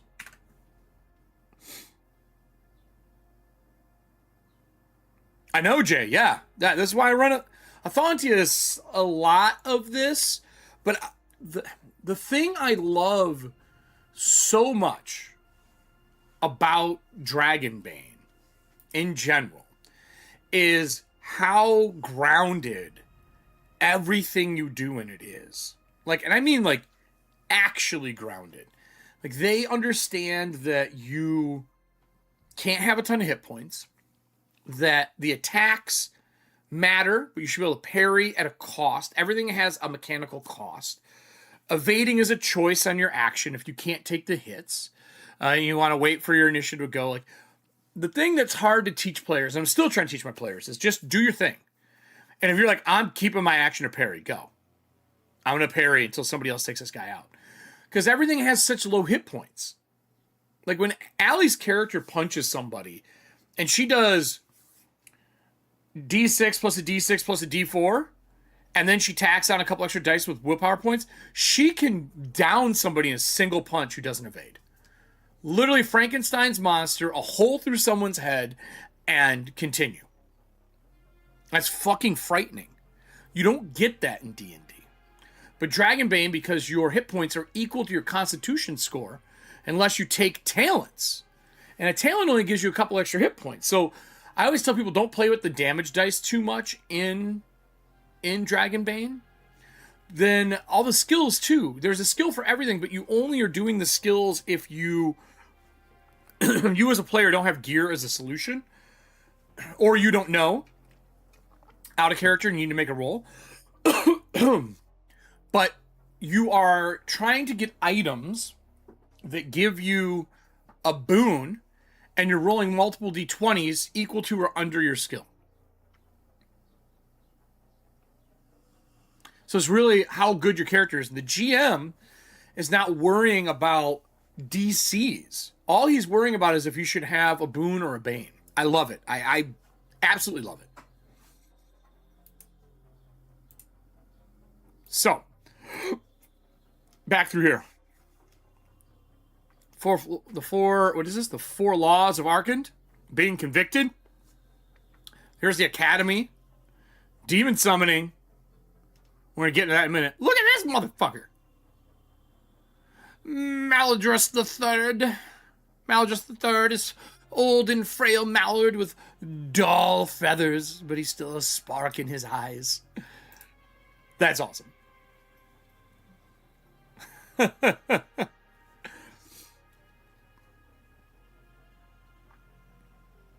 lot of whimsy and groundedness to the character descriptions. Odalin wants nothing more than to better understand the nature and essence of living creatures. To him, everything is part of the greater cycle. So this guy's a necromancer. Let's just say it. Nope, he's not a necromancer. He is a demonologist, I think. Ooh, we'll get into that in a minute. The Earth Brethren, the Council, more dope maps. The upper exorcism chamber. I like the maps aren't super grand. Like, in scale, this is actually a big space. These are 2 meter squares, because everything has meters in this game. So you're talking 2, 4, 6, 8, 10, 12, 14, 16, 18, 20, 24. 24 meters across for the whole thing. So in our terms, 5, 10, 15, 20, 25, 30, 35, 40, 45, 50, 60 foot across. It's a big area. You don't need 100-foot rooms. Combat's also better when it's like up close and up tight and things matter. I don't know. Long range can be fun, but you really got to set that up properly on a map. Citadel of Broken Wings. That's a cool. Looks like it's a high rise. Up must be on the edge of the castle area. And I do have the Arkand City map here, right? So if we look at the Arkand City map, where's it called? That's Judgment Hall. This is the Academy. It looks like we're going up through the area. The True Temple of Flame. Where's the... What was this one called? What is this area called? Hold on here. The Citadel of Broken Wings. Yeah, if you convert it, 72 feet. I just was converting 5e to that. I wasn't doing real math. I was just giving us RPG math. Citadel of Broken Wings. Where is that? It's not down here, is it?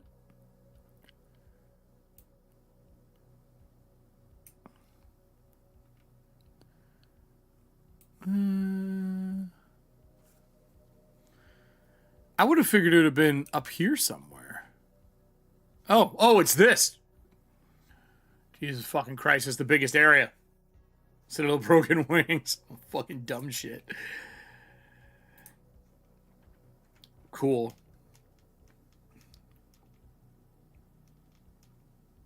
Really cool looking shit. Court Chef. It's Chef. I'm curious to see if Dragonbane picks up after D&D goes digital and pisses everybody off. I really am. These are definitely Jim Henson-y looking too. Second floor, Citadel of Broken Wings. Cool. Love it. Really clean. Citadel of Broken Wings. Another book. Ooh, who's this Batman pajama? Ultra Blood Eye. Oh, this is the person that they want to replace. Dude, is that her fucking helmet? That's her fucking helm. Holy shit.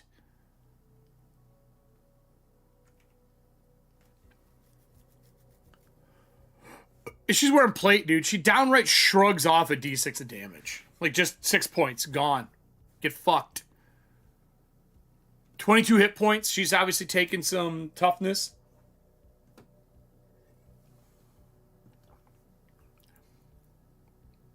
God damn.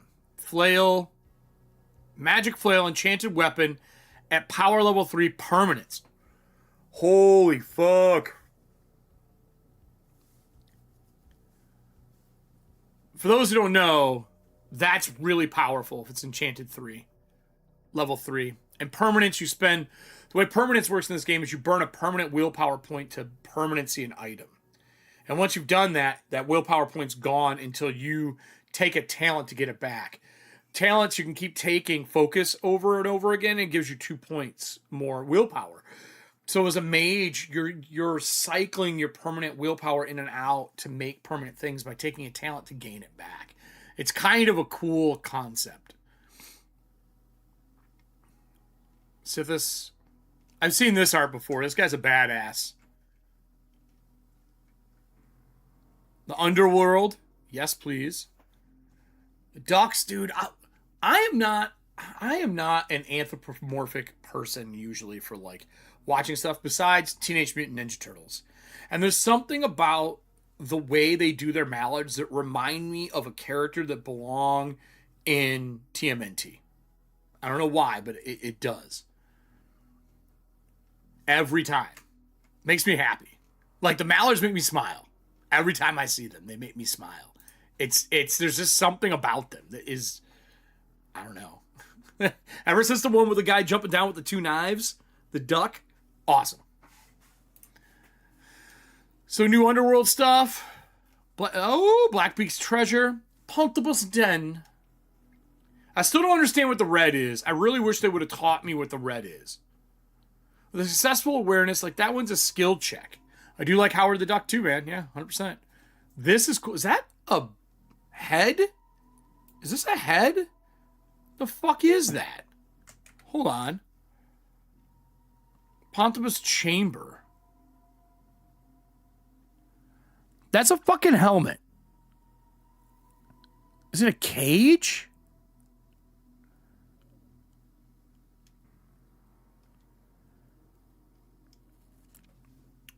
That's a fucking helmet.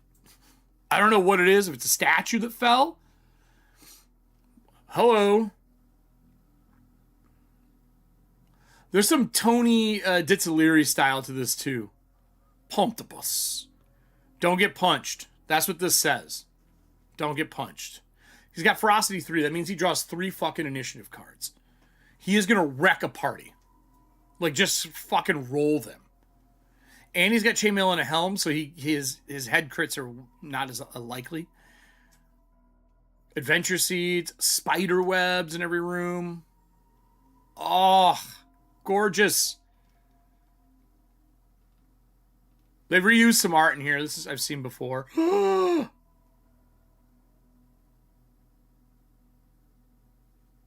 What? The fuck? It's pulling out his eye. What the fuck? Yes? This? Tell me that's not Del Toro. Tell me that's not from Pan's Labyrinth. Holy fuck, that is amazing looking.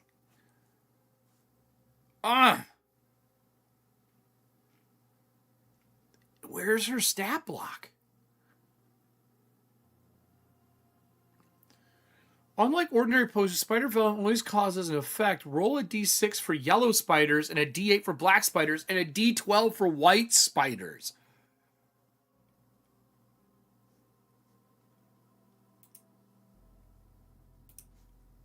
So the poison level gets worse. I love tables that are stacked like this. I've been doing that a lot lately. I know Nick and I have talked about that a lot. So elegant. Oh, here's her stats. Here we go. Athana. Athana is a disturbing sight. Half spider, half humanoid, the multitude of eyes. Each eye comes from the people she has absorbed. She revels in chaos, confusion, and meaninglessness, and has made it her mission to turn Arkand into a place without laws or rules, where everything moves freely without detection, purpose, or destination. To achieve this, the Spider Demon is looking to add as diverse assortment of individuals as possible to her collection, and the player characters may receive very specific assignments based on her current desires at the moment. She specifically craves Odilin, Sithis, Eltra, Blood-Eye. She can offer virtually any rumor or piece of information in return. Having gained memories and knowledge of everyone she has absorbed naturally, she also offers the characters a place at her side once Arkand is hers. They can work for the Spider Queen? Her D6 attacks. 1. Terrifying Tongues. Athena unleashes the voice of all those she has ever absorbed into hissing, gurgling, babbling, and incomprehensible tongues that chill the blood. Everyone within 10 meters must make a will roll with a bane to resist fear. Devastating Slam. The spider demon lurches herself into the air and crashes down on the characters with the highest strength within 10 meters. The attack deals 2d8 bludgeoning damage and knocks the target prone. So all you can do is evade that so far. Gaze of 1,000 Eyes. Athena fixes her many eyes on the player characters. Everyone within 10 meters must succeed a will roll, not an action, or be distracted by the demon's attention and lose their next turn. Ugh. Storm of Webs. The demon sprays conical cascade of thick, sticky spider webs 6 meters long and equally wide. Everyone within the area of effect gets caught in a web as described in the sidebar on page 156 unless they manage to dodge the attack, which means you have to evade. Piercing Claws. Athena lashes out in all directions with razor-sharp spider legs. All characters within 4 meters are subjected to an attack that deals D12 piercing damage.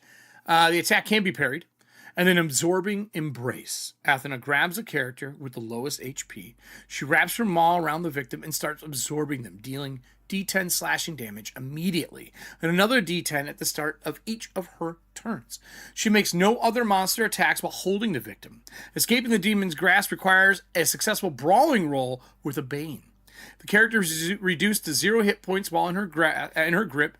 They begin to be absorbed and continue to take damage. If they die, they're fully consumed and their eyes appear on the demon's body. Fuckyes.com. Holy shit.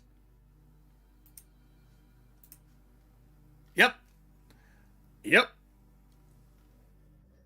Yeah, no. Yep, I'm in for that. That's fucking wild. That's fucking wild.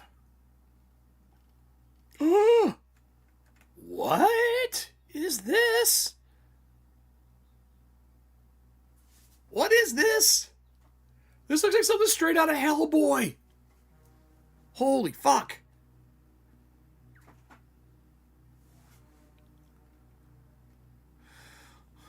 Dunador's Dragon Rider Academy. So awesome.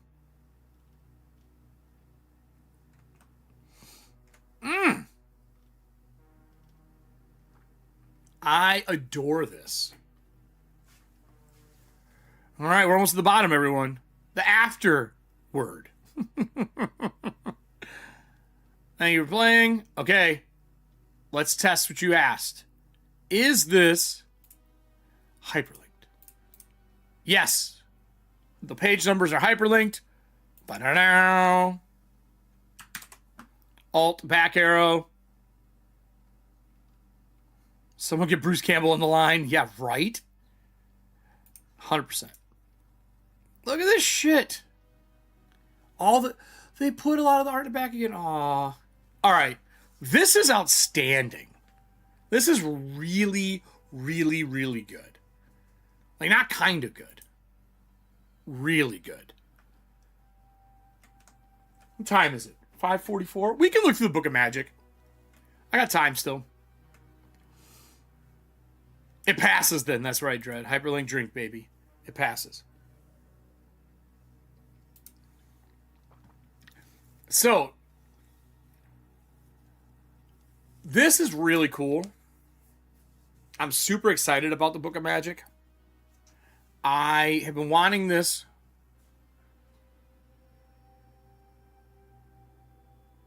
It became the thing. I was like, hot damn, yes. What it became the thing. What are you talking about, Nick?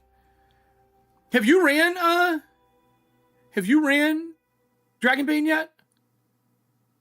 Dude, it is so fucking good, man. So fucking good. There's no reason to not run the fucking game. It is by far top right now. Someone asked me the other day, I think I was talking to Drew, I think my systems in order for the best systems in my lifetime, I would say Blades in the Dark is number one. It has to be number one. There's no way it can't be. And I'm looking at like design and fun that I've had over the years, right? Not nostalgia, but like actually love and go back to as reference material. That's number one of all time. Number two, because it's a different mechanic, comparing it to everything else I played would be Mythic Bastionlands and the Bastionlands engine. 3 is hard. 3 is hard because while I want to say like Shadow Dark or Paizo, like in PF1, because that was revolutionary, while I want to say that stuff, I think the third one has to be 3.5. Because 3.5 changed the landscape of tabletop RPGs as a whole. 3.0 to 3.5. Because you got the OGL license out of it. We saw a whole new style of designing a game from the number one company. We saw a real direction with what they're doing. And I played more hours of 3.0, 3.5 PF1 than anything else. And it was inspirational. But I'll tell you how it was the most inspirational. Maybe Jay, I don't know about Nick, but Jay, I'm sure you'll agree with me. It taught me the shit I'm never going to fucking do again in design. 4 would be the new Dragonbane. 5 would probably be Cypher system as a whole because it's so elegant.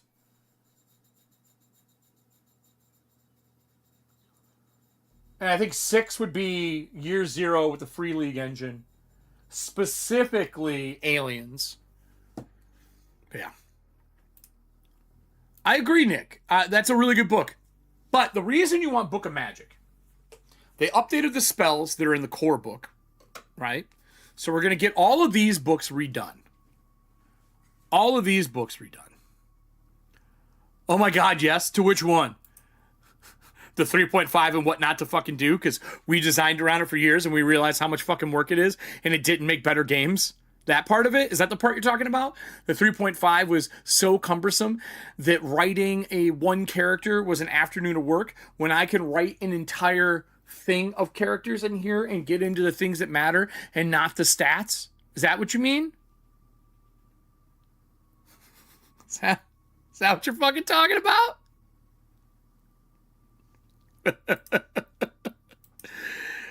So, we're going to go over and look at the Book of Magic. All the spells that are in this book get brought into this tome. This cover is throwing some Skeletor, Evil Lyn vibes in the best of ways.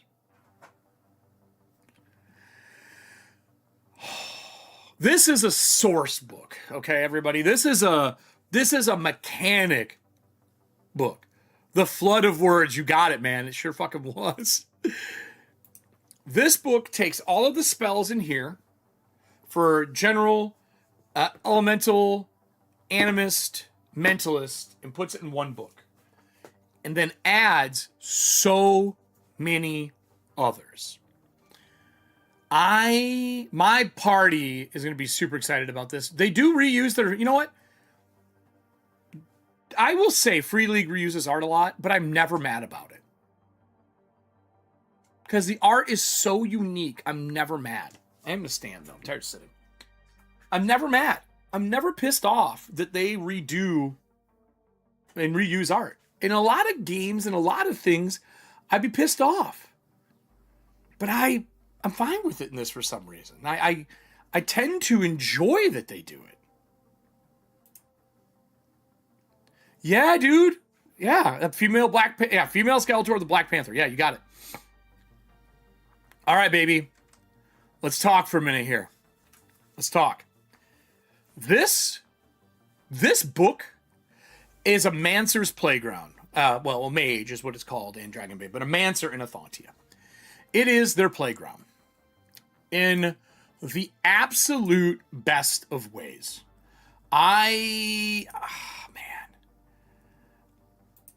I'm so excited for this. I read through a good chunk of this last night when I was laying down. And like Nick, when I texted you about this, or I messaged you, I was laying down. And I got up at 12 today. To give you an idea of my current fucked sleep schedule. So, I have been designing spells for Thauntia for a little while now. And I did the Spiritualist. And I'm really happy with it. And I love what I designed out of it. And this book is just really marries all of the content that I am designing right now. So it makes me happy. So here, check this out. Let me close this for a second.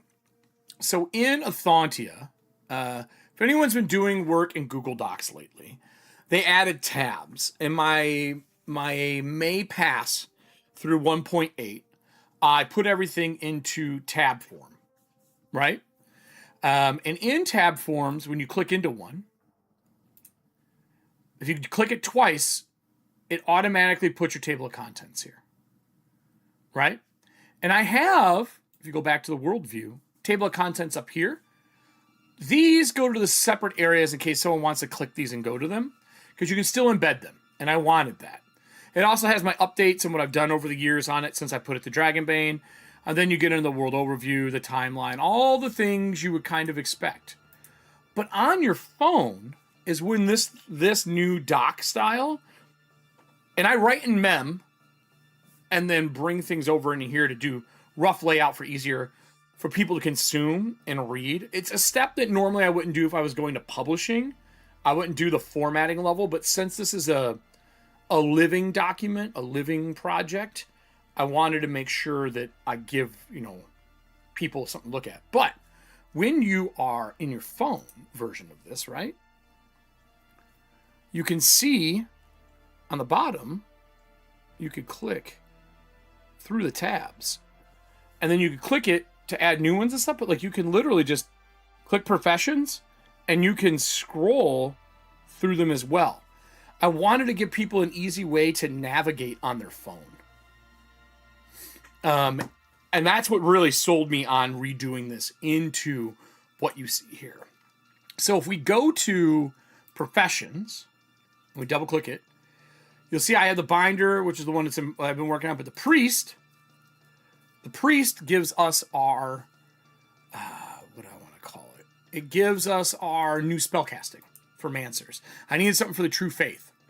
And I divided it into the 4 elements and the faith skills, body of faith, for the true faith. If you don't know, it's this symbol where it's the hands around the cardinal directions and then a diamond at the center, and each palm has the element engraved on it. They're metal hands. Metal for fire, glass for water, stone for earth, and wind, I think, is wood or cloth, if I remember the descriptions. So the body of faith, this is what a body of faith person is. And it tells you what their code, their forsaken, their holy day, and what their doctrine is, and what their spiritual spells are. Because you get some from other things. So they get spiritualism. But the hand of fire, they get earth spells. Now I'm going to get to alter this, but what I don't know is if the book that we're getting ready to look at, because this is why I want to look at it, if this is open for use for Dragonbane. I'm assuming, and Nick, you might know this, I'm assuming I can reference the name of the spells, but I cannot print them.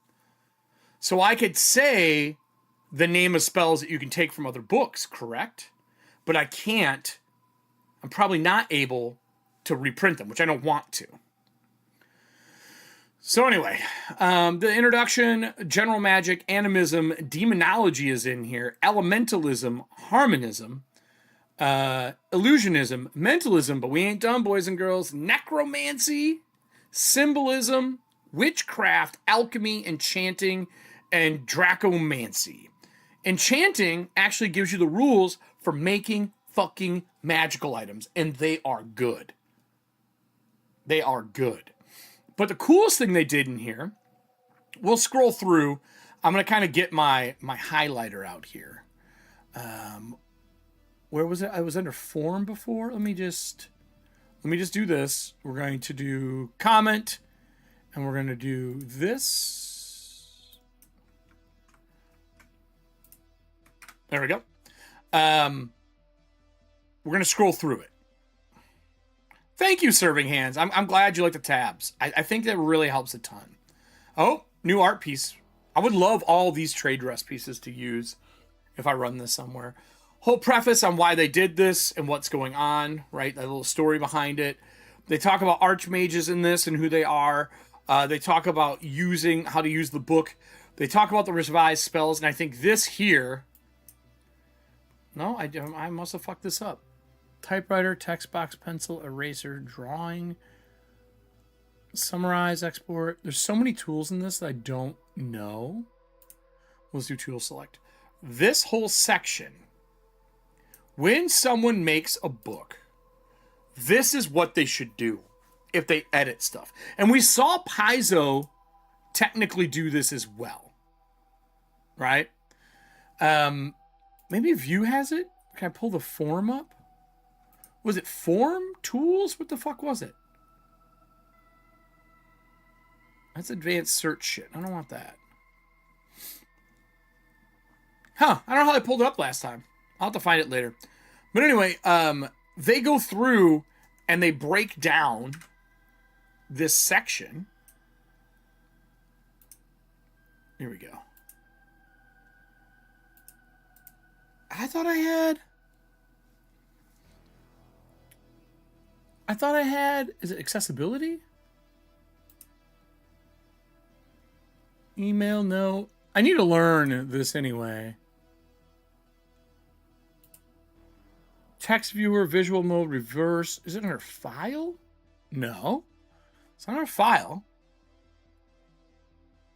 What is it under? Huh. I can't find the fucking tool I just used earlier that popped up for me. Me dumb. Me so dumb. I'm stupid today. Oh well. I wanted to lighten the color on this is all I was trying to do. Because edit doesn't do it. Like if I select with edit, like you got options here where you can drop down and select and annotate. Maybe that's what it is. Copy text, edit note, color, Shift L.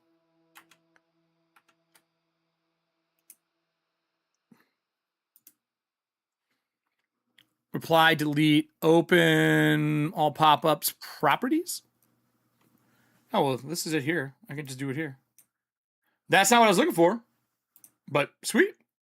So anyway, revise spells. They tell you what they all are. They tell you the page numbers they're on. I do wish these were hyperlinked. I think that would have been great, but at least you're getting an idea of like what they've changed, and they just cleaned them up. There's more magic. This book contains hundreds of spells, and there's alchemical now, recipes, magical items. Satisfy your gaming group for magic for a long time to come. I agree. This was needed. This was 100% needed. And of course, more fucking art. More art, baby. Because you got to have art in this. So I'm not going to go through everything, but they are giving you the same spells that were in this book. So, for example, I know they changed permanency was one of the things they did, and they also give you these lovely ranks, general spells by rank, and which spells you can take to get other spells. I kind of like this. It's a little, I know people are going to say it looks like Diablo, but I love that the concept of learning magic means you have to learn the spells before, right? And we've been trying to find a way to get rid of permanence. And they made it. This here. Counter ritual will undo permanence. And then now we have familiars as well. So like dispel magic change. So I want to look and see what the difference is. Just because I'm curious on like what kind of updated changes they made. I'm going to assume it's from feedback. You know what I mean? So dispel in this is only this page. That here. That's dispel. Look at the size difference.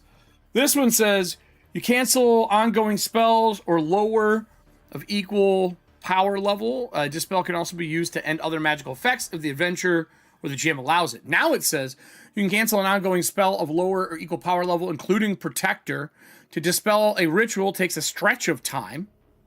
So you can't, it tells you have to take a stretch. The spell can also be used to end other magical effects if the adventurer or the GM allows it. Dispel cannot be used against powerful rituals such as Familiar, Nexus, or Permanence, including spells made permanent. Canceling such magic requires Counter Ritual on page 12. If we click it, we go to page 12. There's also Greater Familiar now. Like, look at the bonuses that you get with this shit. It's fucking dope. And this magic has more of like the ritualistic style to it, which I love. But right here, Counter Ritual, Magic Seal, any rank 4 enchanted spell required. Word and Gesture takes a shift to cast it. It's 4 meters for the range. It's instant. The ritual negates the effects of another powerful magical ritual such as Rejuvenation, Nexus, Permanence. The power level of the Counter Ritual must match. That's pretty dope. Got a hair in my sleeve that was tickling the shit out of me. So we have all of this, which I think is cool. All these spells are redone, but let's check some of the fun stuff. Let's take a look at Demonology. Right? Demonology is awesome in this. They did a really good job with it. Nick, you haven't got the physical books yet, have you? Have those shipped yet? Because I'm so surprised they're not selling them.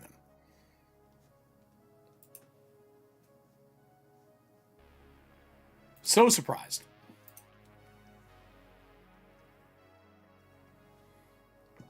So, Demonology or Demon Cultist thinks of themselves No demonologist or demon cultist thinks of themselves as evil, but rather as vengeful or powerful, power-hungry. For most, demons are simply kin, no different than elves, dwarves, or humans. Yes, they come from another world and can therefore be seen as invaders and outsiders, but one does not have to travel through dimensions to be considered and feel like an outsider. In fact, it is precisely the sense of alienation that often draws people to demons and demonic forces. They stand in stark contrast to the world's rulers, whether they be kings, barons, richlings, or dragon knights. People with power who do not hesitate to use violence to force others into submission. The demonologist, the demonic world, offers an alternative source of power that could help them stand against oppression. Spicy way to say, I fight evil with chaos. Prevalence. Magic drawn from demonic energies has existed for as long as the connection between the world and the demonic realm itself, which by most accounts dates back to thousands of years. Some scholars, like many demon lords, even argue that demons originated from the same world as everyone else, but were forced to flee through the fabric of creation to escape annihilation. I love we don't see 5e terminology and stuff. You know what I mean? Like, this whole sentence doesn't feel like 5e anymore. This feels like its own system and setting. We're not using things like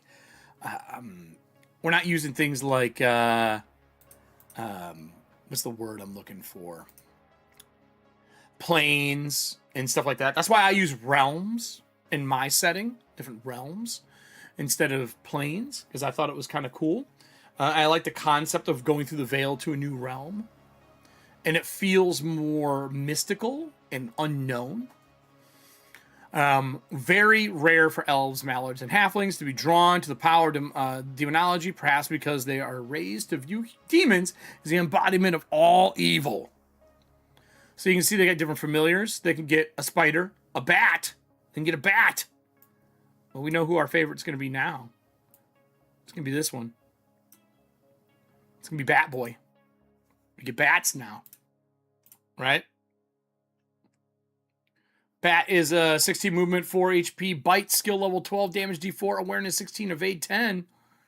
Starting skills are appropriate for the beginner demonologist. They may be chosen the 6 trained skills from profession, page 25 in the rulebook: demonology, bartering, bluff, evade, languages, missing ledges, and sneaking.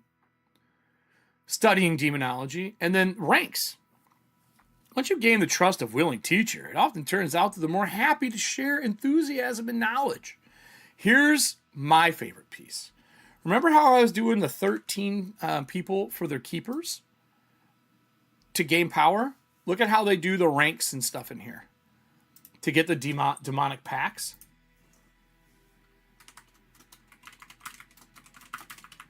Keepers have the same feel. Rank 3 offers small satisfaction. So you basically got to get rank 3, you have to offer sacrifice. To get rank 4, you got to perform a ritual sacrifice to get those powers. Otherwise, you don't get them.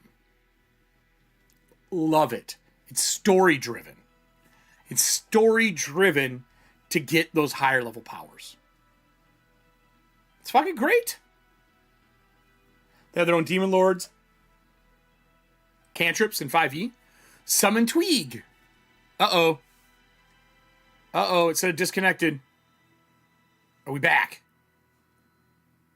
We're back. Little hiccup there. OBS seems to disconnect and reconnect now. Randomly. I don't know why. I'm really tired of it, though. Did you guys notice the little boop? Fucking annoying. I don't like it. I don't like it. So, anyway. You can summon a Tweeg. It's a rat-sized demon. Stench. Once per shift, you can fill a room with a stench so foul that everyone must either leave or make a con save to avoid vomiting. Trick has no effect on combat or similar intense situations, but you can just empty a room. Slip of the tongue. This, I can never let Slit Lid have this for Benoit. Please read that to yourself. Or I'll read it aloud, because since people are looking at other screens. I'm going to send this to Slit. I don't know.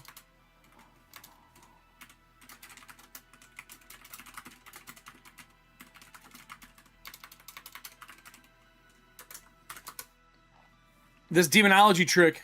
You can make someone within 10 meters misspeak by replacing up to 3 words in their sentence with something else, preferably rude or vulgar. This must be done on the fly. You interrupt mid-sentence, but to everybody nearby, it sounds like a person you're interrupting is speaking your words. If you say more than 3 words, the extras will be heard in your voice. Afterward, the victim will be more cautious with their speech. It cannot be affected by the trick for 24 hours. You can be like, we should save them. We should save them. And you can tell them, we should kill them.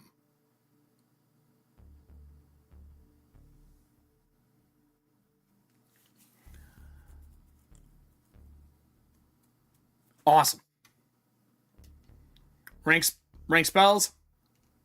And you got your different spells. Carbuncle, a Chaos Swamp, Abyssal Stench, which is a better version of that trick. It's the combat version of it. Demonic Gust, Bloodlust, Beetle Boil. This one's really cool. You have to have Carbuncle first. It's word, gesture, action. Range is 20 meters. Instant. You launch a demonic spawn-filled beetle at the opponent. The beetle automatically finds its target, bites through the skin, and releases a ravenous spawn. The victim immediately takes a d6 damage, followed by escalating damage on each turn until the spawn have eaten themselves to death. First, it's a d8. Then it's a d10, and finally a d12. The attack can be dodged like a ranged attack, but armor has no effect.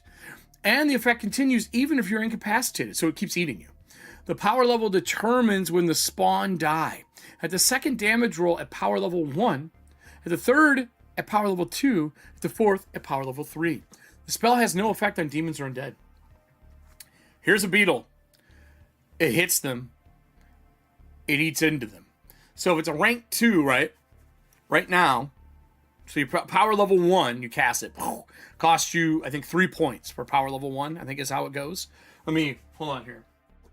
Let me remind myself on Magic, since I'm sure I'm going to be using some of this shit on my players. Let me look at the cost for this. Where are we at here?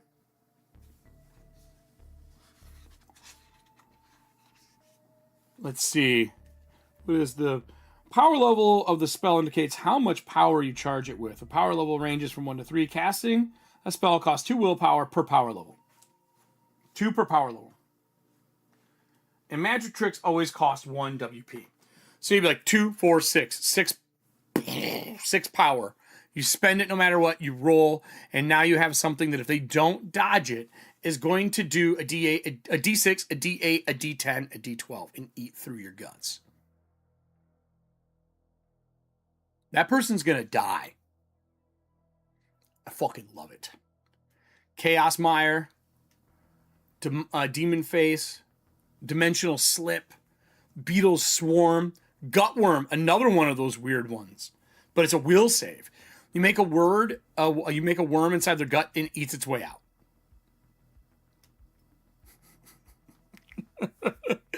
Summon a Guardian Demon. Range. Demonic Exile. Summon Champion. Also, it just says you quickly draw a circle in the sand, soil, or on the stone floor. If the ritual succeeds, one of the demons described in the rulebook of the bestiary materializes in the circle, ready to fight alongside for a stretch, so 10 minutes, without demanding anything in return. It follows you around, attacking any target you point at, but it cannot be micromanaged. The GM uses the monster's attack table. Just doom, demon. It's a rank 4. Remember, you got to sacrifice people to get those rank 4s. And then they got rank 5, which is Bind Champion. Similar to Summon Champion, but allows you to maintain control over the demon champion for a longer period of time. If you roll it successful, the demon is summoned in the ritual circle. Next, a negotiation is held. The demon is willing to serve you and agrees in return to its own realm at your command, but demands something in return. The GM determines the cost, using the table example, Demonic Pax, for learning rank 3 spell. You may barter to reduce the cost, but ultimately you must either accept or reject the deal. In the latter case, the demon returns the chaos with a sneer.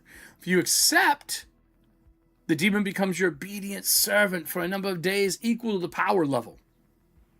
How elegant. Sometimes instead of attacking outright, the demon may offer to renegotiate the terms of pact. This gives you one more moon to deliver, but cost increasingly significant, equivalent to learning spells of rank 4. So you can be like, well, I'll do this, but in turn, I need 3 fair male grooms that I can choose from for the wedding in chaos. Like, who fucking knows? Awesome. Again, reuse the book, don't even care. Ooh. Summon them fire demons. Summon them. So now you got elementalism. We've seen all of elementalism before. There's witchcraft now.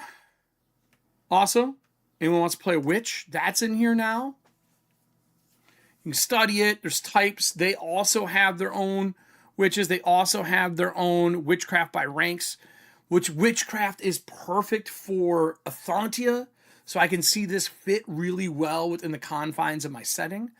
But look at these. These are some sword in the stone abilities, boys and girls. Broom sweep, itch, read stars. Fucking great. And they made the spells feel really different, which makes me happy. This is the full breadth of them. Look at this witch, though. Classic witch. Right? All your hexes, your rank 3s, your helpers. Really fun. Really, really fun. But symbolism is now also a new casting style where you're using symbols and glyphs to do magic. But look at this, obviously a halfling or a dwarf, right?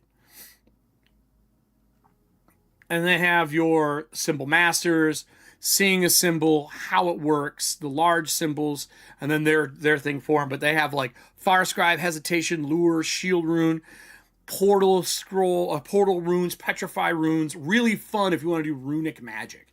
Which in my world, there's a ton of runic magic, so this stuff can be really good. And making more spells that fall within these is not hard to do as a designer. But again, I got to find out, can I even reference this? If I can't reference it, could be a problem. They added alchemy. I know Todd would love this. Todd likes playing alchemists in games. And the alchemist in this is really fun. Not Witcher. Witch. Not Witcher. Witch. So, alchemical studying, they got another mallard here. Just cooking it. Chefing it. So, they can make alchemical substance. Preparing an alchemical recipe normally takes 1 shift. An alchemy roll determines whether you succeed. You make the roll, spend your willpower points, and at the end of the preparation process, if successful, you produce 1 dose of the substance. And each additional power level yields 1 more dose, assuming you have enough ingredients. See below. Ingredients, every alchemical recipe requires certain ingredients. There are all kinds of ingredients and be measured in doses. Doses of ingredients counts as tiny items, so they don't take up inventory slot. See the list on the other page for examples. Look at this. Fun little, like, rare, what they cost and spend money on. Like, a little more fiddly, but I love these kind of things. But unlike other magic, alchemists have no magic tricks. Because they can make doses. Kind of fun. So they can make focus tonics, herbal concoctions, and it tells you what they do. Cures a day's condition. This is very similar to the gems that Allie's character can make. Doing, what the fuck is the name of it? I forgot what I named my own thing. Well, it's a real name. Hold on here. Heroic abilities. Hold on. What the fuck was it called? Oops. Amir's character had it too, actually. Lapidarist. With Lapidarist, you can make these and you do temporary willpower points. And you can make things that remove grieving and shit like that. Really fun. Really, really fun. So they're doing the same thing using alchemy. So you can make all these cool concoctions, really tight, really clean, but look at all the possibilities. I think Todd would love this. The puff bomb requires stun powder, charcoal, saltpeter, sulfur, cost 10 gold rare, can be thrown strength meters, brawling roll, and deals D8 fire damage on hit. Can also be used to light a campfire for a puff bomb. Smoke screen, stun powder, makes smoke. Strength meters thrown, 4 meter radius, and it makes smoke. This is such a cool setup. It's so tight and concise. And then you got this little fucker. Their homunculi, or homunculus. Look at this little shit. I'm sorry. When I think homunculus, that stretch-skinned, offset, tailed wagon motherfucker reminds me of Witcher. It's so good. I love this. So we went through that, right? And I was like, oh, that's all cool. You got some new swords and stuff. And I scrolled down and I was like, oh, enchanting? Oh, cool. They're just going to teach us how to make magical items. No, it's not just that. They are enchanters, right? Like normal. But they are casters. They enchant things for durations. I think it's a stretch of time to make it. And then it starts immediately duration, and it lasts 1 shift unless a spell is combined with permanence. So they can enchant a weapon in the morning, like sharpen their blade, hone it, make it look really nice and good. And then, enchant the blade for the afternoon for their axe to go chop wood for the day, right? When they do that, after they chop wood, that lasts 1 shift. So they get 6 hours of that enchanted weapon. But if they can combine with permanence and spend a permanent willpower point, they can just make a weapon magical. No magic tricks for it, right? What I don't know... Oh, it can be drawbacks too. Unlike other schools of magic, multiple enchanting spells can be cast simultaneously on an item without increasing the casting time. The caster spends all the willpower rolls separately, so they can really, really put it up. Mages and metal. While enchanters can cast their spells on items made of metal, mages cannot themselves use weapons, shield, or armor fully or in part made of metal. Page 58 in the core rulebook. However, cunning artists have found solutions to this dilemma. Weapons made of either dragon glass or demonic matter have proven suitable for mages to use without disrupting their spell casting. And in my world, that's what Fatalis is for. You use white, red, and black Fatalis to cast wearing armor, or you use leathers. Same kind of thing. But you can see they have all of their enchanting spells. But what I don't know is, do they get permanence? I don't think they get permanence. So that means that they still need a wizard to cast permanence on an item that they make. So that means they could make an item and then the wizard would have to cast permanence. Or they'd have to get like a stone of permanence that they can put on it. Or something along those lines to be able to make items permanent. Epic weapon's cool though. Heavy hitter, seeking arrow, shift swing, throwable. The spell can only be cast on weapons. All attacks of this weapon have +2 damage per power level. If you cast this thing at 2, 4, 6, power level 3, it would have a +6 damage. An entire die of damage in a game where your constitution score determines your hit points. That blows. That there alone lets them crack plate mail. Just crack it. Just blow through it. Really fun. Yeah, I do too, Dread. I think the idea of having a teammate that will help finish your magic weapons is a really cool concept. But there's drawbacks. It could be cumbersome, things like that. Pretty fun. Pretty fucking fun. And then they have legendary artifacts in here as well. Which is, they're giving you an idea of cool things you can make. Look at these axes, baby. Fun concepts for stuff, right? I want to scroll through here. Are we going to get Stormbringer in here? Since they're doing Elric. Do you think we're going to get Stormbringer? I'm looking. Magical critters. Awesome. No. Damn. And then they have dragon magic. So if you didn't have enough stuff before, right? Like you didn't have enough. Now you got Dragonmancy. Or Dracomancy.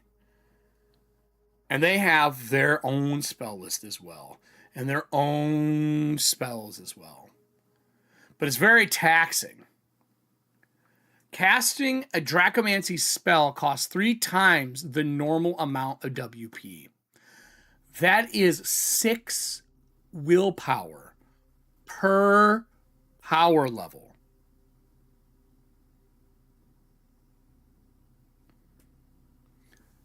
That means that if you have a willpower 18,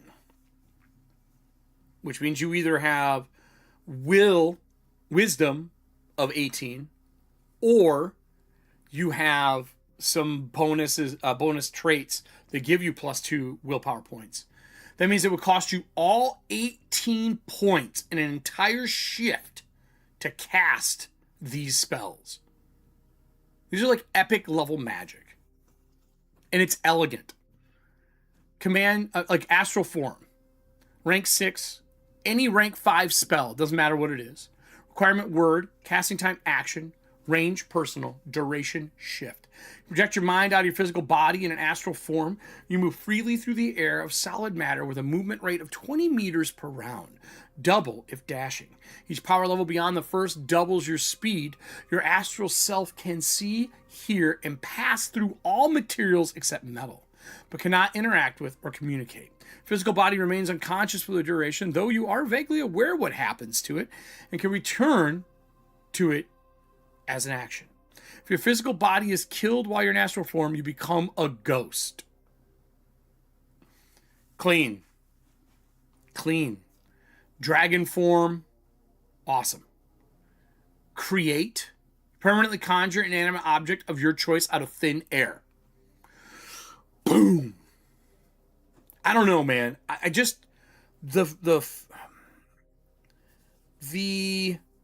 grounded fantasy version of this and the growth of this is just cool to me. That means like you could spend 6 points, Ghost Buddy, copyrighted, 6 points, you could create full plate for a knight in front of him and make it look however you want. You have to have any rank 5 spell. That person could just manifest a full plate armor and make it look like whatever. As a powerful character in this game. There's just something about it, and it's so clean. It doesn't take a fucking 10-page article to make a 20th level character. I don't know. I have been sold on this system for a while now. Because it's got just enough crunch, and I think this book brings the extra options that we're missing for some of my players. Like, Kelly and Todd love options, and I think this might give them a lot of those options that they want, which makes me happy. It allows me to transfer people from Pathfinder and from 5e over to this. It's a great piece, all hyperlinked at the end. It's just solid. It's a really, really good piece. Aw, top backers. Aw. Is there back to this? Oh, yeah, there is. The Book of Magic. So, I love this. I think this is really good. It's 6:30. Can I do you guys think I can do a 15-minute for both of these on why you should get them? I probably can. It also passes. I get why you're saying, Nick, though, that was a really, like, you really love Arkand. I do too. I just think that the Book of Magic is the crunchy part that players really want. And to me, a set of rules for the GM to use to get things done. I think I can do this in time frame. I think I can get this done quickly. Because I will tell people to go watch the full video enough.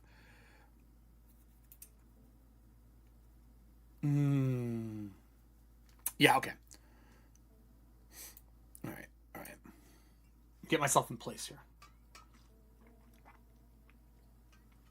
Let's go to full screen. Oh, I can move this now.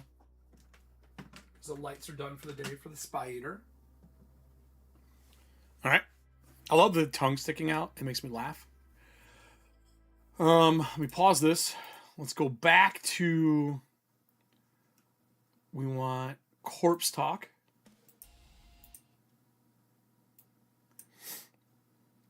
Full screen. Okay. Do I want to record this so I can edit it? No, I'm just going to crop it out. Let me just write down the time for this. We're at 2:47. I'll say 2:48. Arkand, Book of Magic. Okay. All right. Let's see how good I am at recapping this thing. Show ad. 3, 2, 1.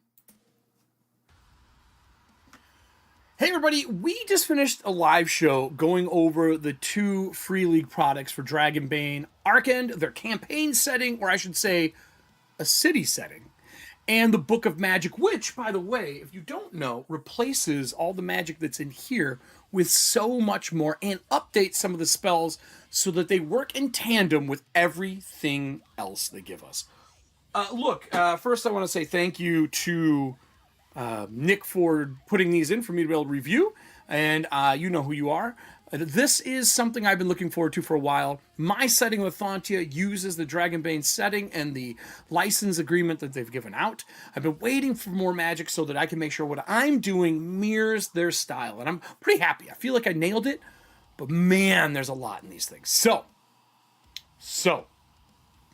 let's talk Arkand first, and then we're going to go into everything else, specifically the Book of Magic.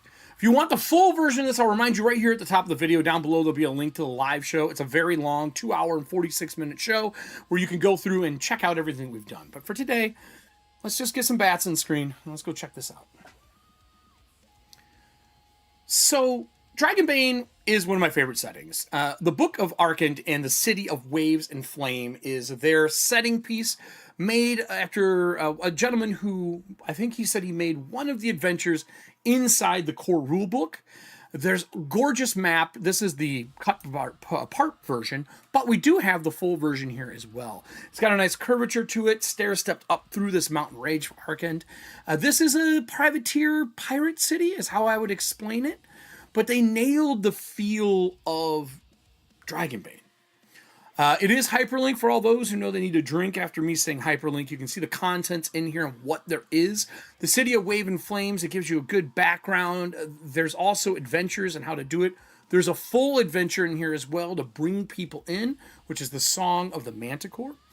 The harbor, the dung, the market, the Dragon Rock, and the underworld are the different areas that you can go through in the city. It is robust. They really nailed a lot of the things. And I think specifically I called out this forward from the gentleman who designed this overall, and he brought Johan in who did all the art for this invasion, I believe. Role-playing in a city is an experience that is hard to beat. The possibilities for variety are virtually endless. You can move in a heartbeat from luxury of a decadent court, steeped in intrigue, to the grimy harbor tavern packed with rowdy sea dogs and tall tales. A new and often unexpected adventure awaits around every street corner. I love city settings. I have Absalom up here. I have Tullus down here. I love them. I feel like there's so much can be done there, and it gives you a variety of life in your game. Great write-up here on why Johan did this with his friend. City of Waves and Flame. All of the art in this book is stupendous. And we talk a ton during the live show about the trade dress and how they made all of these great pieces to anchor everything together without having to use a shit ton of art. There's tons of history and tons of stuff within here. I'm not going to scroll through the whole book. If you want to see that, you can. But there are a few things that I want to point out. We're going to go through the titles here so you can kind of see the different art with the harbor, the dung, the market, the dragon rock, and the underworld. What I really want to showcase, though, is the underworld. There is some amazing stuff in here for passages and adventures, and the whole book does this kind of thing where they're giving you great ways to inspire adventures within the city. And all of the NPCs have amazing, fun snippets and backgrounds on how to bring them into the game. All of the maps look like this. The compass is that little tower with everything in it. I love it. They're ogres. Great personality in what they are. But I think it's Athena's lair. Not quite sure on the pronunciation. This web-based nightmare. And what may be one of the coolest monster NPCs of a city, with an escalating spider venom table that is a D6, a D8, and a D12 for 3 different kinds of spiders. And then her abilities are wild. And who she is as this spider demon is stupendous. There is some red in here. I'm still trying to figure out what the red is for. I believe it's to call out things that are really important, but I don't know what. I couldn't find a spot in the book for this. If anyone knows what it is, please comment down below what the red is. Like if you know, if you already got this from the Kickstarter. I searched and searched and searched and searched, but they don't tell you what the red's for. There's no indicator. That's something I wish they would have done, because I feel like it's important. It just says using the book, right? It says using the book. It talks about other books, but it never says red anywhere in here that I saw on my first pass through. So maybe there's something somewhere. I would just like to know what it is. But this book is full of everything you could ever want, from rumors in Arkland to new monsters in Arkland to new NPCs. It's such a great job, and bringing new rules in, cleaned and easily packaged into a setting that you can play. It's like 180 pages. It's a good piece, and all the way through, you're just getting awesome things from your cast of characters to unique NPCs. I do mention in the show that you couldn't do this in 5e. Look how easy the stat block is and how clean it is for that person. And above them, they're giving you their little write-ups of who they are. And it lets you as the GM and the players fill in the rest. I did talk about how I believe in the Star Trek RPG of every time an NPC is on screen, you canonize a new thing about them. And I think that this is a really great way to do it. You could copy this, paste it aside, look up their name, and then continue building that NPC if they become important to your players. Because the one thing as a developer and a designer, you never know what players are going to glom onto. Well, they made it easy for you. So I highly recommend when Arkand comes out to pick this up. And if you want a city to play in using the Dragonbane, this really fleshes out a campaign setting in a city. But hey, we have more. That's not the only thing we have to look at today. I have been waiting for the second book, Dragonbane's A Book of Magic, where they take all of the stuff again from the core book here and put it into a new, upgraded, re-summarized, I should say summarized, touched up version of Magic that you see in here. In this, we're getting a bunch of new types of magic as well, along with things like demonology magic and summoning demons. We're also getting alchemy and making doses of different things. And we're going to get my favorite 2 things, which is enchanting, which is an actual caster class, but they really fill out how to make magical items in this book, all through one spell of permanence. And they do it in a way that I don't feel like I have to fight my players, because the cost is permanent willpower. Let's check it out. So, cover of this book, some He-Man vibes, everybody. That's like Skeletor, Evil Lyn, and the Panther, right? So this book has a ton in it. The Book of Magic is a full-on replacement for the magic that's in there, all contained into one tome for you and your people. All the ones you play with. Let's talk about what's in the book. We have general magic, updated stuff, new tricks. We have animism, which is in the original book, demonology, which is new, familiars, and upgraded familiars in a lot of these, elementalism from the original, harmonism, which is new, illusionism, new, mentalism, old book. They also brought in necromancy, symbolism, which symbolism is fire. It's literally carving runes. Witchcraft, which obviously is needed. Alchemy, I think they made it for Todd, I'm just saying. Enchanting, and Dragonmancy, which is like epic level casting. And I talk about it a little bit more in the full live show, but it is costly. The main thing I think I want to jump to that would offend all the people I grew up with is probably going to be demonology. But before, let's talk about general magic and what they did. Okay? First off, they give us a nice write-up for general magic and what it is. But above this, they talk about what they changed and the spells from the original book, Magic Seal, Dispel Magic, Magic Seal, Permanence, Protector, Resurrection, and Sleep. They updated those old versions to the new one, and these are now the official spells in the book. It's important that you know that, because those are kind of foundational spells, I would say, in Dragonbane. Without them, you can't stack and stair up what you need. So you see all your magic tricks and your spells and everything else. They've made these nice, elegant tables. And remember, magic, you have to have something to get something. You can't just pick spells you want. You have to have the spells before. Kind of like learning math. And there's a bunch. I'll zoom out. And I'll just kind of pop through them so you can see the art. Animism. Right? Cover page, familiars, everything else. Demonology, which is the one we're going to talk about here in a moment. I love this 2-page spread of him doing the summoning of a demon, right? Getting it all ready to rock and roll. The thing, Blackleaf, no. Can't have that stuff, right? But the cool thing about demonology is they really handled summoning in an elegant way using monsters, another book, and the cost of doing it. And then packs and demon familiars. When you summon rank 3 and rank 4 examples of demonic packs that you have to do to unlock those powers are the things you would expect a demonologist to have to do. And they're making it story-based and fun, right? They even talk about pacting with a demon.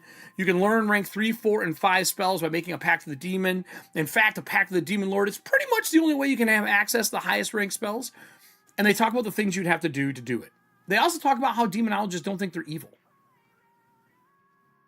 Pretty fun. New magic tricks, new spell table. These are all of the spells by rank that you get. I like it. Then we get a rehashed elementalism with new stuff in it. Again, I think they kind of nailed the look for these. So you get a whole new set of familiars, new things you can summon, and so on. Harmonism, which I did not even touch or take a look at, but for all my Dwarven and Bard fans out there for singing, pretty fucking dope. Gives Bards a bunch of new things.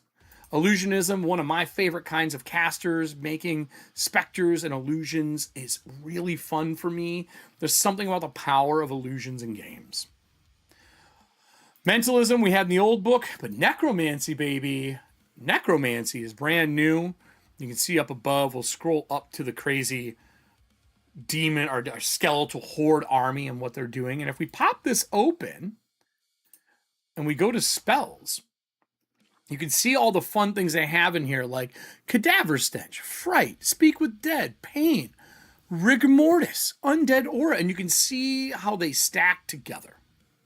Symbolism is rune casting, like carving runes and making things and making them do magical stuff. Witches are exactly what you expect them to be, and so on.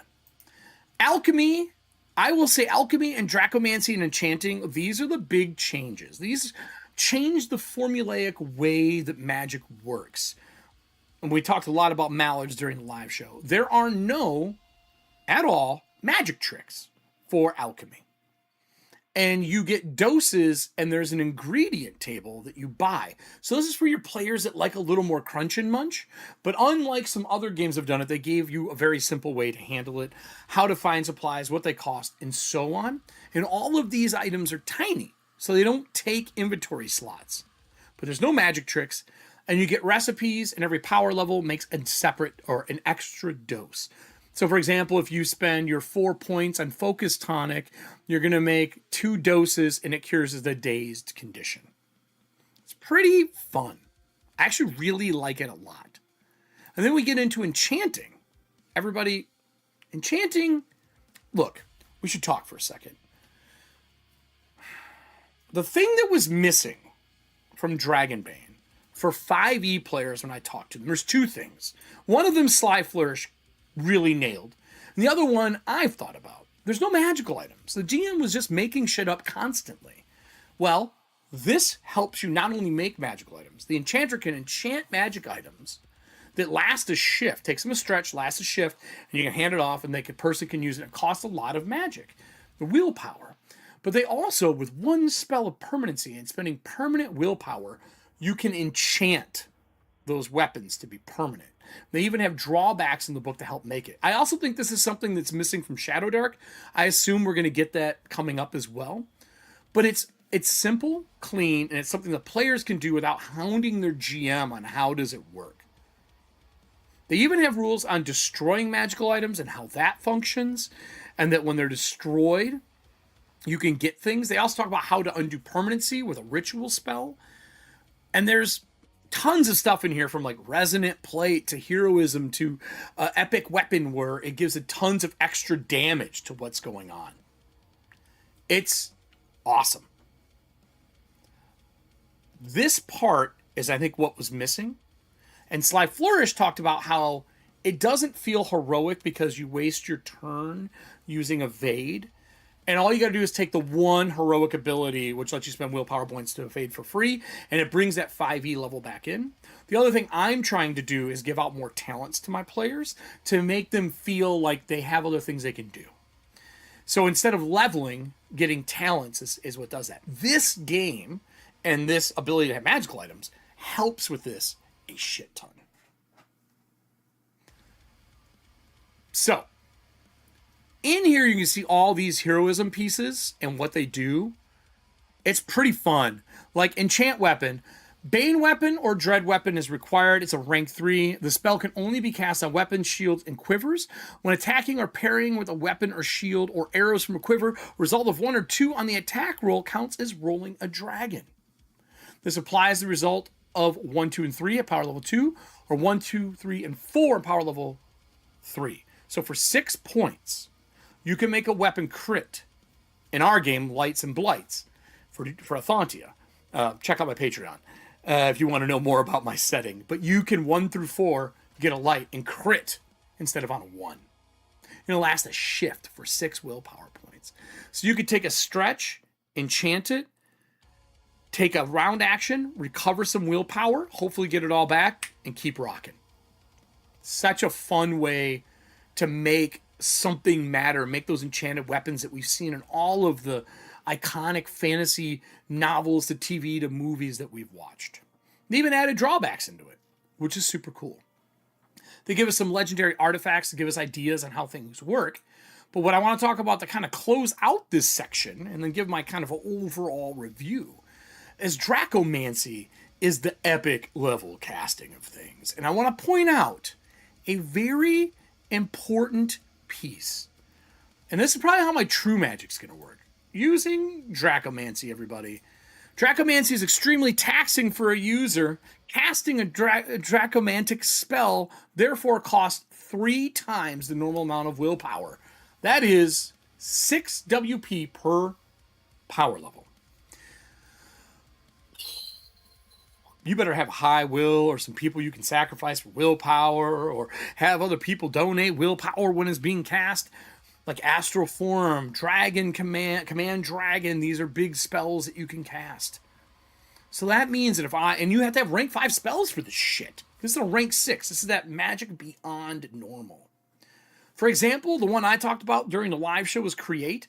So that means let's say I spend 18 willpower as a high willpowered caster. You permanently conjure an animate object of your choice out of thin air.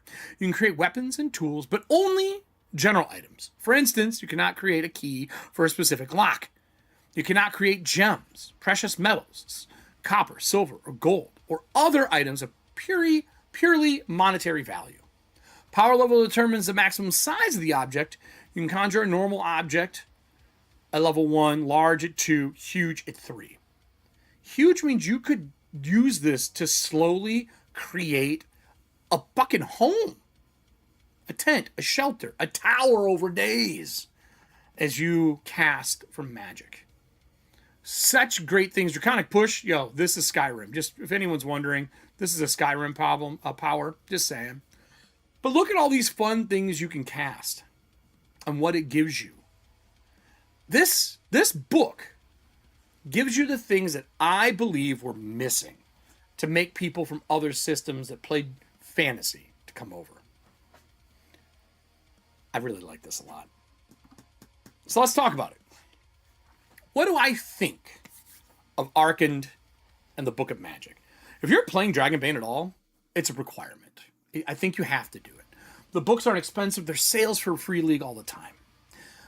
The box set for Free League for Dragonbane is wonderful. And while I am carrying the hardback book, the box set, which is right up here, has all of that stuff in it, plus a bunch of tokens and pre-made characters and everything else.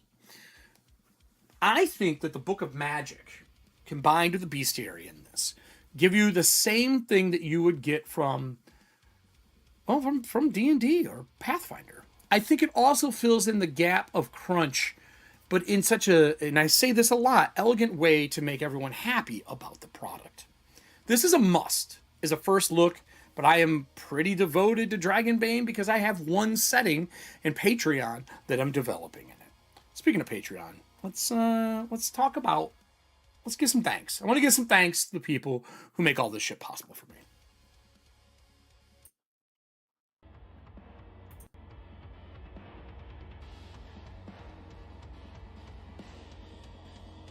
Look, everybody, Patreon is where I've been doing a lot of my stuff. I'm rebuilding a website right now, but these lovely humans are the people who let me make all of the crazy stuff that I make. I have Athantia for Dragonbane, my soul punk Victorian horror setting. Then we have Breachers in Shadow Dark, which is my Shadow Dark setting about districts with these ancient mile-high walls around them that you go inside the walls on sojourns with groups and bring back supplies for your little districts. And then I have Magic and Monsters for Daggerheart, which is my high fantasy setting of beauty and ruin brought over from 5e to Dragonbane. War Paint's on the docket to come back, more than likely for the new Cypher system that was announced back in I believe, winter this year. I make a lot of stuff, and these people are how I do it. That's also how I do these shows and everything goes on. If you want behind the scenes, access to living docs, and then at the $5 level, any PDF I put out, you get a copy of. Right now, I'm working on the 8-Legged Queen, and in the background, getting Athantia into layout. Thank you so much for being here today. Comment down below if you know what the red is in the Arkand book, because I fucking don't, and I looked around. Also comment, what would it take for you to try Dragonbane? Is it just the lack of a GM, lack of knowledge in the rules? What do you need? If you want to see how the game system plays, you can watch our Monday night show, Athantia, Season of the Cult, which is our 5th season of Athantia. Don't worry, all new cast, all new characters. I think we just finished episode 10 as a recording of this video. For the live people, stick around. For everybody else, stay fucking rotten. All right. So that's it for today's show. A little longer than normal. I had to start late because our internet was up and down. I hope you guys like this. I think these books are awesome. Thanks again, Nick, for sending me copies of these so I could check them out. I know Free League's going to send them as well. They just haven't done that yet. I don't think the printed books are out yet. I love this. It changes the game for me. As for the rest of the day, I'm going to chill. Or maybe play some Dead by Daylight. Why is that, everybody? Because Jason motherfucking Voorhees came out, and I like murdering people as Jason. That's it for me today, everybody. Have a great evening. I will see you all later. And I'll be back Monday with Drew, Allie, and Slit Lid. Continue where we left off with a new Chronomancer in town level. Stay rotten, everyone.